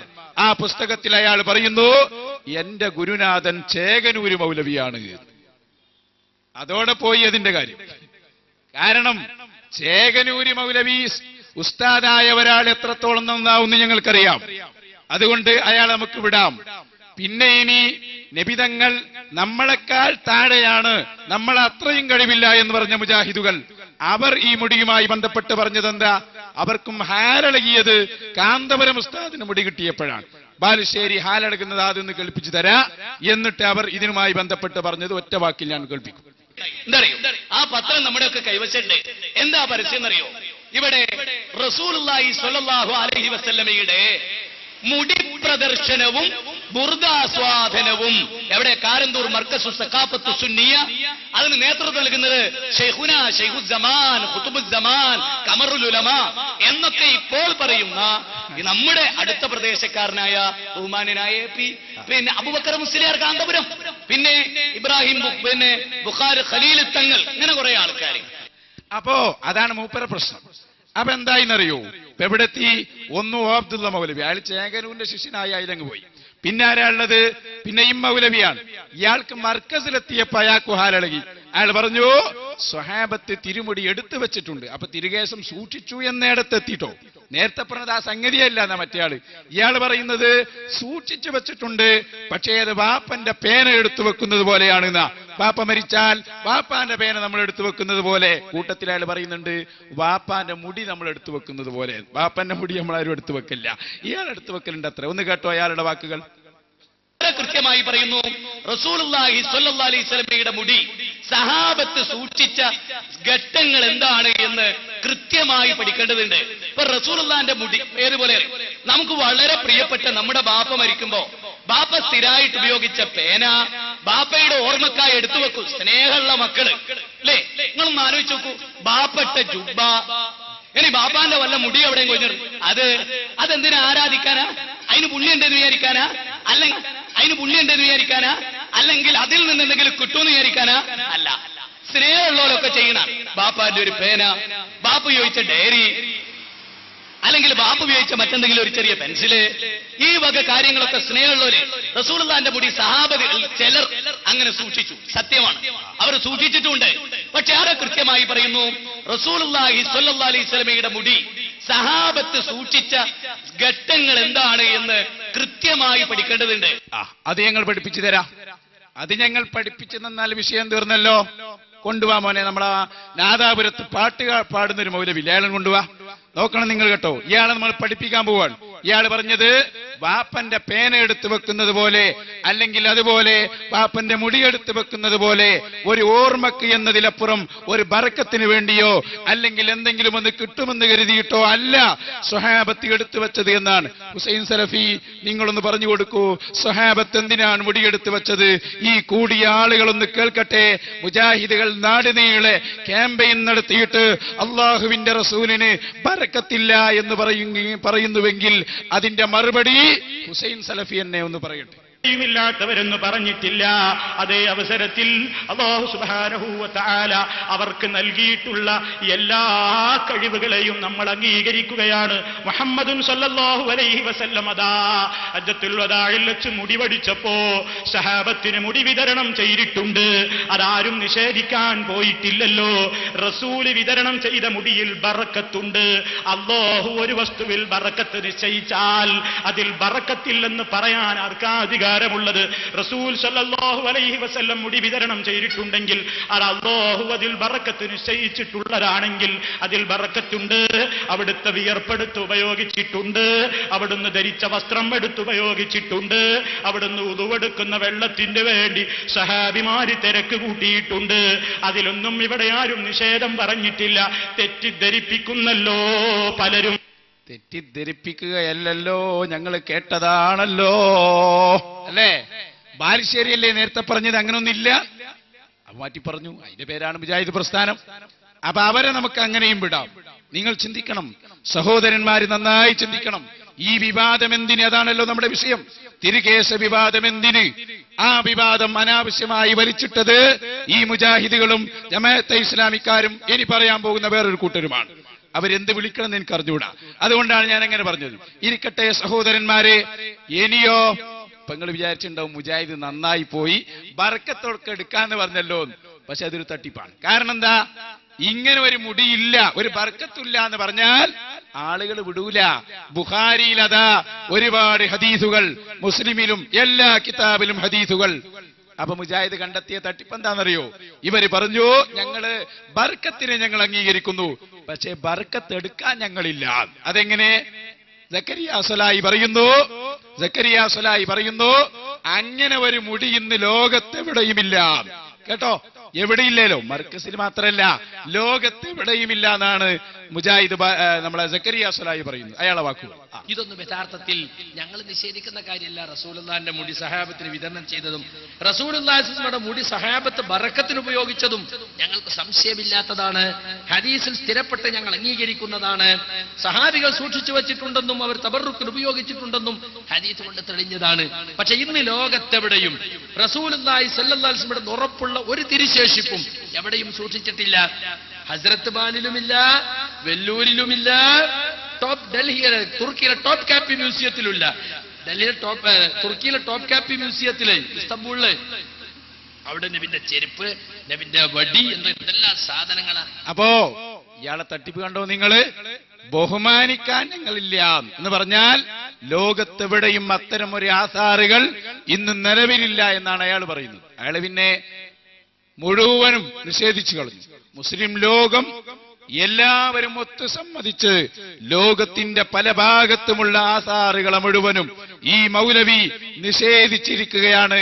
ഒരിക്കലും വഹാബികളുടെ സർട്ടിഫിക്കറ്റ് വേണ്ട, ഞങ്ങളുടെ നേതാവിനെ ആദരിക്കാനെന്ന് മാത്രമാണ് അതിന് മറുപടിയായി ഞങ്ങൾക്ക് ഇവിടെ പറയാനുള്ളത്. അല്ലേ? ഇവരുടെ സർട്ടിഫിക്കറ്റ് വേണോ? റസൂലുള്ളാഹിയുടെ ആസാറിനെ നമുക്ക് ബഹുമാനിക്കാൻ വേണ്ട. ഞങ്ങളുടെ മുൻഗാമികളെ ഞങ്ങൾ വിശ്വസിക്കുന്നു. മഹാന്മാരായ പണ്ഡിതന്മാർ ഇത് റസൂലുള്ളാഹിന്റെ ആസാറാണെന്ന് പറഞ്ഞാൽ അവര് നബിയെക്കുറിച്ച് കളവ് പറയുന്നവരല്ല എന്ന് ഞങ്ങൾ ഉറപ്പിച്ച് വിശ്വസിക്കുകയാണ്. എന്നിട്ടോ നിങ്ങൾ കേട്ടോ സഹോദരന്മാരെ, അതാ സക്കരിയാസിലായി വേറെ ഒരു തമാശ പറയുന്നുണ്ട്. എന്താണെന്നറിയോ? ഡോക്ടർ അഹമ്മദ് ഖസ്റജിയുടെ സമീപത്തുനിന്ന് കാന്തപുരം ഉസ്താദ് പൈസ കൊടുത്ത് വാങ്ങിയതാണ് മുടി. അതൊന്ന് കേട്ടോളൂ, നല്ല തമാശയാണ് അയാൾ പറയുന്നത്. അപ്പൊ മർക്കസിൽ മുമ്പുണ്ടായിരുന്ന മുടി വ്യാജമാണ് എന്ന് ആവർത്തിച്ച് ഈക്കക്കാര് പറഞ്ഞപ്പോ കാന്തപുരത്തിന് തോന്നി, എന്നാ വ്യാജനായെന്ന് ഇപ്പൊ ആളുകളുടെ ഇടയിലായിപ്പോയല്ലോ, എന്നാ ഇനി വ്യാജ അല്ല എന്ന് പറയുന്നൊന്ന് കൊണ്ടുവരണല്ലോ എന്ന് പറഞ്ഞിട്ടാണ് പുതിയ തിരക്കഥ തയ്യാറാക്കി പുതിയൊരു നാടകം ഖസ്റജിയും കാന്തപുരവും പേരോടും കൂടി ഒത്തു കളിച്ചിട്ട് ഒരു നാടകം ഉണ്ടാക്കിയത്. ആ നാടകം എന്താ? അബുദാബി ഖസ്റജി കുടുംബത്തിൽ മുടിയുണ്ട്, അത് കൊടുത്താ വലിയ വില കിട്ടുന്ന ആള്, വലിയ വില കൊടുക്കാൻ പറ്റിയ ആള് പാരള്ളത് അത് കാന്തപുരം തന്നെ ഉള്ളു. അത് മൂപ്പരെന്താ വെച്ചാൽ എത്ര കോടി കൊടുത്താലും കുഴപ്പമില്ല, അതിന് എത്രയോ ഇരട്ടി കോടി ഇവിടെ ഉണ്ടാക്കാമെന്ന് ബിസിനസ്സുകാരനായ ശ്രീമാൻ കാന്തപുരത്തിന് അറിയാം. അങ്ങനെ അദ്ദേഹം എന്ത് ചെയ്തു? ഖസ്റജി കുടുംബവുമായി കച്ചവടം ഉറപ്പിച്ചിട്ട് ഒരു മുടി ഇവിടെ കൊണ്ടുവന്നു. മർക്കസ് സമ്മേളനത്തിൽ ഒരു സനത് വായന മാമാങ്കൊക്കെ നടത്തിയിട്ട് അതിനുവേണ്ടി പള്ളി ഉണ്ടാക്കുന്ന പ്രഖ്യാപിച്ചിട്ട് എല്ലാ ചാനലുകാരെയൊക്കെ വിളിച്ചിട്ട് വലിയ മാമാങ്കം കൊണ്ടാടി. അപ്പൊ എന്തായാലും പറഞ്ഞെന്നറിയോ? ആദ്യത്തെ മുടി വ്യാജമായതുകൊണ്ടാണ് വീണ്ടും ഒരു മുടി വന്നത്. അപ്പൊ സക്കരിയാസ്വലായി, നിങ്ങൾ രണ്ടാമതൊരു പെണ്ണ് കെട്ടിയില്ലേ, ആദ്യത്തെ പെണ്ണ് വ്യാജമായതുകൊണ്ടാണോ? നിങ്ങൾ പറയണം, എന്തെങ്കിലുമൊക്കെ അങ്ങ് പറയലാ. എന്തെങ്കിലൊക്കെ പറയും. ഇപ്പൊ ചില ആളുകൾ ചോദിക്കാണ്, നിങ്ങൾ എന്താ രണ്ടാമത്തെ ഈ മുടി കിട്ടിയപ്പോ ഒരു പള്ളിയൊക്കെ ഉണ്ടാക്കുന്നത്, ആദ്യത്തെ മുടി കിട്ടിയപ്പോ എന്തേ പള്ളി ഉണ്ടാക്കാത്തത്? നമ്മൾ പറഞ്ഞു, മക്കളെ രണ്ടിനും കൂടിയാണ് ഉണ്ടാക്കുന്നത്, രണ്ട് തിരുകേശവും വെക്കാനാണ് ഈ പള്ളി ഉണ്ടാക്കുന്നത്, അല്ലേ? ഒരാളൊരു പെണ്ണ് കെട്ടി, അപ്പോ ഒരു വർഷം കഴിഞ്ഞപ്പോ ഒരു കുട്ടിയുണ്ടായി, പിന്നെ കുറച്ചുകൂടി കഴിഞ്ഞപ്പോ വേറൊരു കുട്ടി ഉണ്ടായി. അപ്പൊ അയാൾ വിചാരിച്ച് നമുക്കൊരു വീടൊക്കെ ഉണ്ടാക്കാം. അങ്ങനെ തീരുമാനിച്ചാൽ അപ്പൊ എസ്കക്കാരന്റെ ചോദ്യം എന്താണെന്നറിയോ? ആഹാ, ഇപ്പോ രണ്ടാമത്തെ കുട്ടി ഉണ്ടായപ്പോഴാണല്ലോ വീടുണ്ടാക്കാൻ തീരുമാനിച്ചത്. അപ്പൊ മനസ്സിലായില്ലേ, ആദ്യത്തെ കുട്ടി എന്റേതല്ല, കാരണം ആദ്യത്തെ കുട്ടി ഉണ്ടായപ്പോ വീടുണ്ടായിട്ടില്ലല്ലോ എന്ന് പറഞ്ഞാൽ അത് പൊട്ടത്തരമാണ്. ഇവിടെ വീടുണ്ടാക്കുന്നതും പള്ളി ഉണ്ടാക്കുന്നതും ഒക്കെ എന്തിനാന്ന് എല്ലാവർക്കും അറിയാം. അപ്പൊ സഹോദരന്മാരെ, ഇവിടെ രണ്ട് ആരോപണങ്ങളാണ് പറഞ്ഞത്. ലോകത്തെവിടെയും റസൂലുള്ളാഹിന്റെ ആധാറുകളില്ല എന്ന് മുജാഹിദ്, അതുപോലെ കാന്തപുരം ഉസ്താദ് പൈസ കൊടുത്ത് വാങ്ങിയതാണെന്ന് സക്കരിയ സ്വലാഹി. ഇത് രണ്ടിനും മറുപടി പറയാൻ ഞാൻ ക്ഷണിക്കുന്നത് മിസ്റ്റർ അമ്പലക്കടവ് ഫൈസിയാണ്. നിങ്ങൾ കേട്ടിരുന്നോ? അയാളെ കൊണ്ടാണ് മറുപടി പറയിപ്പിക്കുന്നത്. അയാൾ കൃത്യമായി പറയുന്നുണ്ട്, എല്ലാവരും ശ്രദ്ധിച്ചോ, ലോകത്തിന്റെ പല ഭാഗത്തും റസൂലുള്ളാഹിന്റെ തിരുമുടിയുണ്ട് എന്ന് പറഞ്ഞിട്ട് അയാൾ പറഞ്ഞു, നിഷ്പക്ഷകരായ ആളുകളൊക്കെ വിലയിരുത്തണം, എവിടെയുണ്ട്? അബൂദാബിയിൽ ഡോക്ടർ അഹമ്മദ് ഖസ്റജി ഉണ്ട്, അദ്ദേഹത്തിന്റെ കയ്യിലുമുണ്ട് മുടി എന്ന് രേഖകൾ ചൂണ്ടിക്കാണിക്കുന്നു എന്ന് കൃത്യമായി അയാൾ പറയുന്നു. എന്നിട്ട് പറയുന്നുണ്ട്, അത് പൈസ കൊടുത്താലൊന്നും കിട്ടൂല, കാരണം അറബികൾക്ക് ധാരാളം പണം ഓലെടുത്തുന്നുണ്ട്. ഒന്ന് കേട്ടോളൂ. അപ്പൊ എല്ലാ ചോദ്യത്തിനും മറുപടി അമ്പലക്കടവിനെ കൊണ്ട് എന്നെ പറയിപ്പിക്കാണ്. പറയും, അമ്പലക്കടവ് പല കേന്ദ്രങ്ങളിലും ആ വിശുദ്ധ മുടികൾ സൂക്ഷിച്ചു വരുന്നുണ്ട് എന്നത് ചരിത്രപരമായ യാഥാർത്ഥ്യമാണ്. നമ്മുടെ ഇന്ത്യ മഹാരാജ്യത്തിൽ തന്നെ തമിഴ്നാട്ടിൽ വെല്ലൂരിൽ അള്ളാഹുവിന്റെ ഹബീബിന്റെ ആ വിശുദ്ധമായ ഒരു മുടി സൂക്ഷിച്ചിരിപ്പുണ്ട് എന്നത് ലോകത്തറിയപ്പെട്ട വാർത്തയാണ്. വളരെ ഭദ്രമായി ശക്തമായ ബന്ദോബസ്തോടുകൂടി സൂക്ഷിക്കപ്പെട്ട ആ മുടി വർഷത്തിൽ ഒരു തവണ റബീഉൽ അവ്വൽ 12 ഹബീബായ റസൂലുള്ളാഹി സ്വല്ലല്ലാഹു അലൈഹി വസല്ലം ജനിച്ച ആ ദിവസത്തിൽ മാത്രം പോലീസ് ബന്ദോബസ്തോടുകൂടി പുറത്തെടുത്ത് പുറത്തുള്ളൊരു വലിയ ചെമ്പിൽ ആ മുടിയൊന്ന് മുക്കി അതങ്ങനെ തന്നെ കൊണ്ടുപോയി സൂക്ഷിച്ചു വെക്കുന്ന ഈ മുടിയിട്ട വെള്ളം ജനങ്ങൾ ബറക്കത്തിന് കൊണ്ടുപോകുന്ന സംവിധാനം അറിയപ്പെട്ടതാണ്. കേരളത്തിൽ നിന്ന് പോലും ആ വെള്ളം സ്വീകരിക്കാൻ വേണ്ടി ആളുകൾ റബീഉൽ അവ്വൽ 12 വെല്ലൂരിൽ പോകാറുണ്ട്. ഇന്ത്യയിലെ കശ്മീർ അഷീർ ഹസ്രത്ത് ബാൽ മസ്ജിദ്, റസൂലുള്ളാഹിന്റെ തിരുമുടി സൂക്ഷിച്ച ആ വിശുദ്ധമായ പള്ളി അറിയപ്പെട്ടതാണ്, അനിഷേധ്യമായ പരമാർത്ഥമാണ്. സുഡാനിൽ ഈ മുടി ആധികാരികമായി സൂക്ഷിക്കപ്പെട്ടിരിക്കുന്നുവെന്ന് രേഖകളിൽ കാണുന്നു. അതുപോലെ അബുദാബിയിൽ ഷെയ്ഖ് ഹസ്റജി ഉണ്ട്. അബുദാബി മുൻ മതകാര്യ വകുപ്പ് മന്ത്രി, യുഎയുടെ മന്ത്രി. അദ്ദേഹം ഹസ്റജി കുടുംബമാണ്, അൻസാരികളായ സ്വഹാബി പരമ്പരയിൽപ്പെട്ട മഹാനാണ്. അദ്ദേഹത്തിന്റെ വീട്ടിൽ അവരുടെ ഫാമിലി ഭദ്രമായ ഒരു മുടി സൂക്ഷിച്ചു വെച്ചിട്ടുണ്ട്. അത് എല്ലാ റബീഉൽ അവൽ 12-നും റമദാൻ 27-ാം രാവിന്റെ അന്നും പ്രത്യേകം പുറത്തെടുക്കാറുണ്ട് എന്ന് അവിടെയുള്ള രേഖകൾ ചൂണ്ടിക്കാണിക്കുന്നു. ഇങ്ങനെ വേൾഡിൽ അറിയപ്പെട്ട സ്ഥലങ്ങളിൽ വളരെ പാവനമായി, വളരെ ആധികാരികമായി പ്രബലമായ കുടുംബങ്ങളോ ഔദ്യോഗിക തലത്തിൽ ഗവൺമെന്റ് സംവിധാനത്തോടെയോ അത് സൂക്ഷിച്ചു വരുന്നു എന്ന യാഥാർത്ഥ്യം നമ്മൾ നിഷേധിക്കുന്നില്ല. അത് വല്ലാത്ത പുണ്യവുമുണ്ട്. പക്ഷെ ആ മുടി ഇത്രമാത്രം 14 നൂറ്റാണ്ട് കാലം പാരമ്പര്യമായി കൃത്യമായ നിവേദക പരമ്പര സഹിതം ആ സിൽസില വഴി, ആ കണ്ണികൾ വഴി പാവനമായി ഇവിടെ എത്തിച്ചേർന്നു സ്ഥിരപ്പെട്ട ആ മുടികൾ ഒരു കേന്ദ്രവും മറ്റൊരു വിഭാഗത്തിന് വിട്ടുകൊടുക്കാൻ സാധ്യത വളരെ കുറവാണ്. എത്ര കാശ് കൊടുത്താലും ശരി. പിന്നെ കാന്തപുരം അബൂബക്കർ മുസ്ലിയുടെ കയ്യിൽ ധാരാളം പണമുണ്ട്, അയാൾക്ക് എവിടുന്ന് വാങ്ങിക്കൊണ്ടുവരാനുള്ള സാധ്യത സങ്കല്പിച്ചാൽ കാന്തപുരത്തിന് പണം കൊടുത്ത അറബികളാണ്. ലോകത്തെ ഏറ്റവും വലിയ സമ്പന്നരുടെ കൂട്ടത്തിൽ ദുബൈയിലെ, അബുദാബിയിലെ സമ്പന്നരായ മുസ്ലിം അറബികളുടെ പേരുകളുണ്ട്. അങ്ങനെ പണം കൊടുത്താൽ ഈ മുടി സംഘടിപ്പിക്കാൻ സാധിക്കുമെങ്കിൽ കാന്തപുരത്തിന് അറബികൾ കൊടുത്ത പണത്തിനൊരു ഭാഗമാണുള്ളത്. സത്യത്തിൽ അവർക്ക് പണം കൊടുത്ത കോടീശ്വരന്മാരായ ഈ അറബ് പ്രമുഖന്മാർ ഈ മുടി വിലക്കെടുക്കൂലേ? കിട്ടാല്ല. കണ്ടോ നിങ്ങള്? വളരെ കൃത്യമാണ് കാര്യങ്ങൾ. അതിന്റെ ഇടയ്ക്ക് ഞാൻ പറയുന്നു, പ്രസംഗം ഇനി കൂടുതലൊന്നും നീളൂല. ചോദ്യകർത്താക്കൾ വേഗം വന്നോളൂ, നിങ്ങളുടെ അവസരമാണ്. ഞങ്ങൾ ദാറുൽ ഹുദയിലും എന്ന് വേണ്ട, നിങ്ങളെ ആസ്ഥാനം എവിടെയൊക്കെ ഉണ്ടോ അവിടെയൊക്കെ പോയിട്ട് കത്ത് കൊടുത്താണ് ഈ പരിപാടി ഇവിടെ സംഘടിപ്പിച്ചത്. അതുകൊണ്ട് സംശയങ്ങൾ ചോദിക്കുക, ഇൻഷാ അല്ലാഹ് ഞങ്ങൾ മറുപടി പറയും. അപ്പോ ഞാൻ പറഞ്ഞത് എവിടെ എത്തി? മുജാഹിദ് എതിർത്തു, അവരെ നമുക്ക് വിടാം. ജമാഅത്തെ ഇസ്ലാമിയിൽ നിന്ന് പുറത്താക്കപ്പെട്ട ഒ അബ്ദുള്ളയും എതിർത്തു, അയാളെയും വിടാം. പിന്നെ അബൂദാബിയിലെ ഹസ്റജിയുടെ സമീപത്ത് അള്ളാഹുവിന്റെ റസൂലിന്റെ തിരുകേശമുണ്ടെന്നും അത് പൈസ കൊടുത്തു വാങ്ങാൻ കഴിയില്ല എന്നും വളരെ കൃത്യമായി അമ്പലക്കടവ് ഹമീദ് ഫൈസി പറയുന്നതും കേട്ടു. അപ്പൊ നിഷ്പക്ഷകരായ എല്ലാവർക്കും കാര്യം മനസ്സിലായി. റസൂലുള്ളാഹി തങ്ങളുടെ തിരുമുടി അബൂദാബിയിലെ ഹസ്റജിയുടെ സമീപത്തുണ്ട്, അതിൽ തർക്കമില്ല. ഹമീദ് ഫൈസി പോലും സമ്മതിച്ചതാണ്. പിന്നെ എന്തുകൊണ്ട് ഇവരെതിർത്തു? പിന്നെ എന്തിന് വിവാദമുണ്ടായി? അതിന്റെ വസ്തുത എന്താണ്? അതിന് ഞാൻ അമ്പലക്കടവിനെ തന്നെ കൊണ്ടുവാ. അതിലയാൾ കൃത്യമായി പറയുന്നുണ്ട്, ഒന്നുമില്ല. പ്രശ്നം എന്താന്ന് ചോദിച്ചാൽ അത് കിട്ടിയത് കാന്തപുരത്തിനായി പോയല്ലോ, അതാണ് പ്രശ്നം. അതാണ് പ്രശ്നം, വേറെ ഒന്നുമല്ല. സഹോദരന്മാരെ, അത് അമ്പലക്കടവ് തന്നെ പറയുന്നുണ്ട്. ഞാൻ ഇതൊക്കെ പറഞ്ഞിരുന്നു, അതൊക്കെ ശരിയാണ്, പക്ഷെ കിട്ടിയത് കാന്തപുരത്തിനായല്ലോ. ഒന്ന് കേട്ടോളൂ അദ്ദേഹത്തിന്റെ ഭാഷ.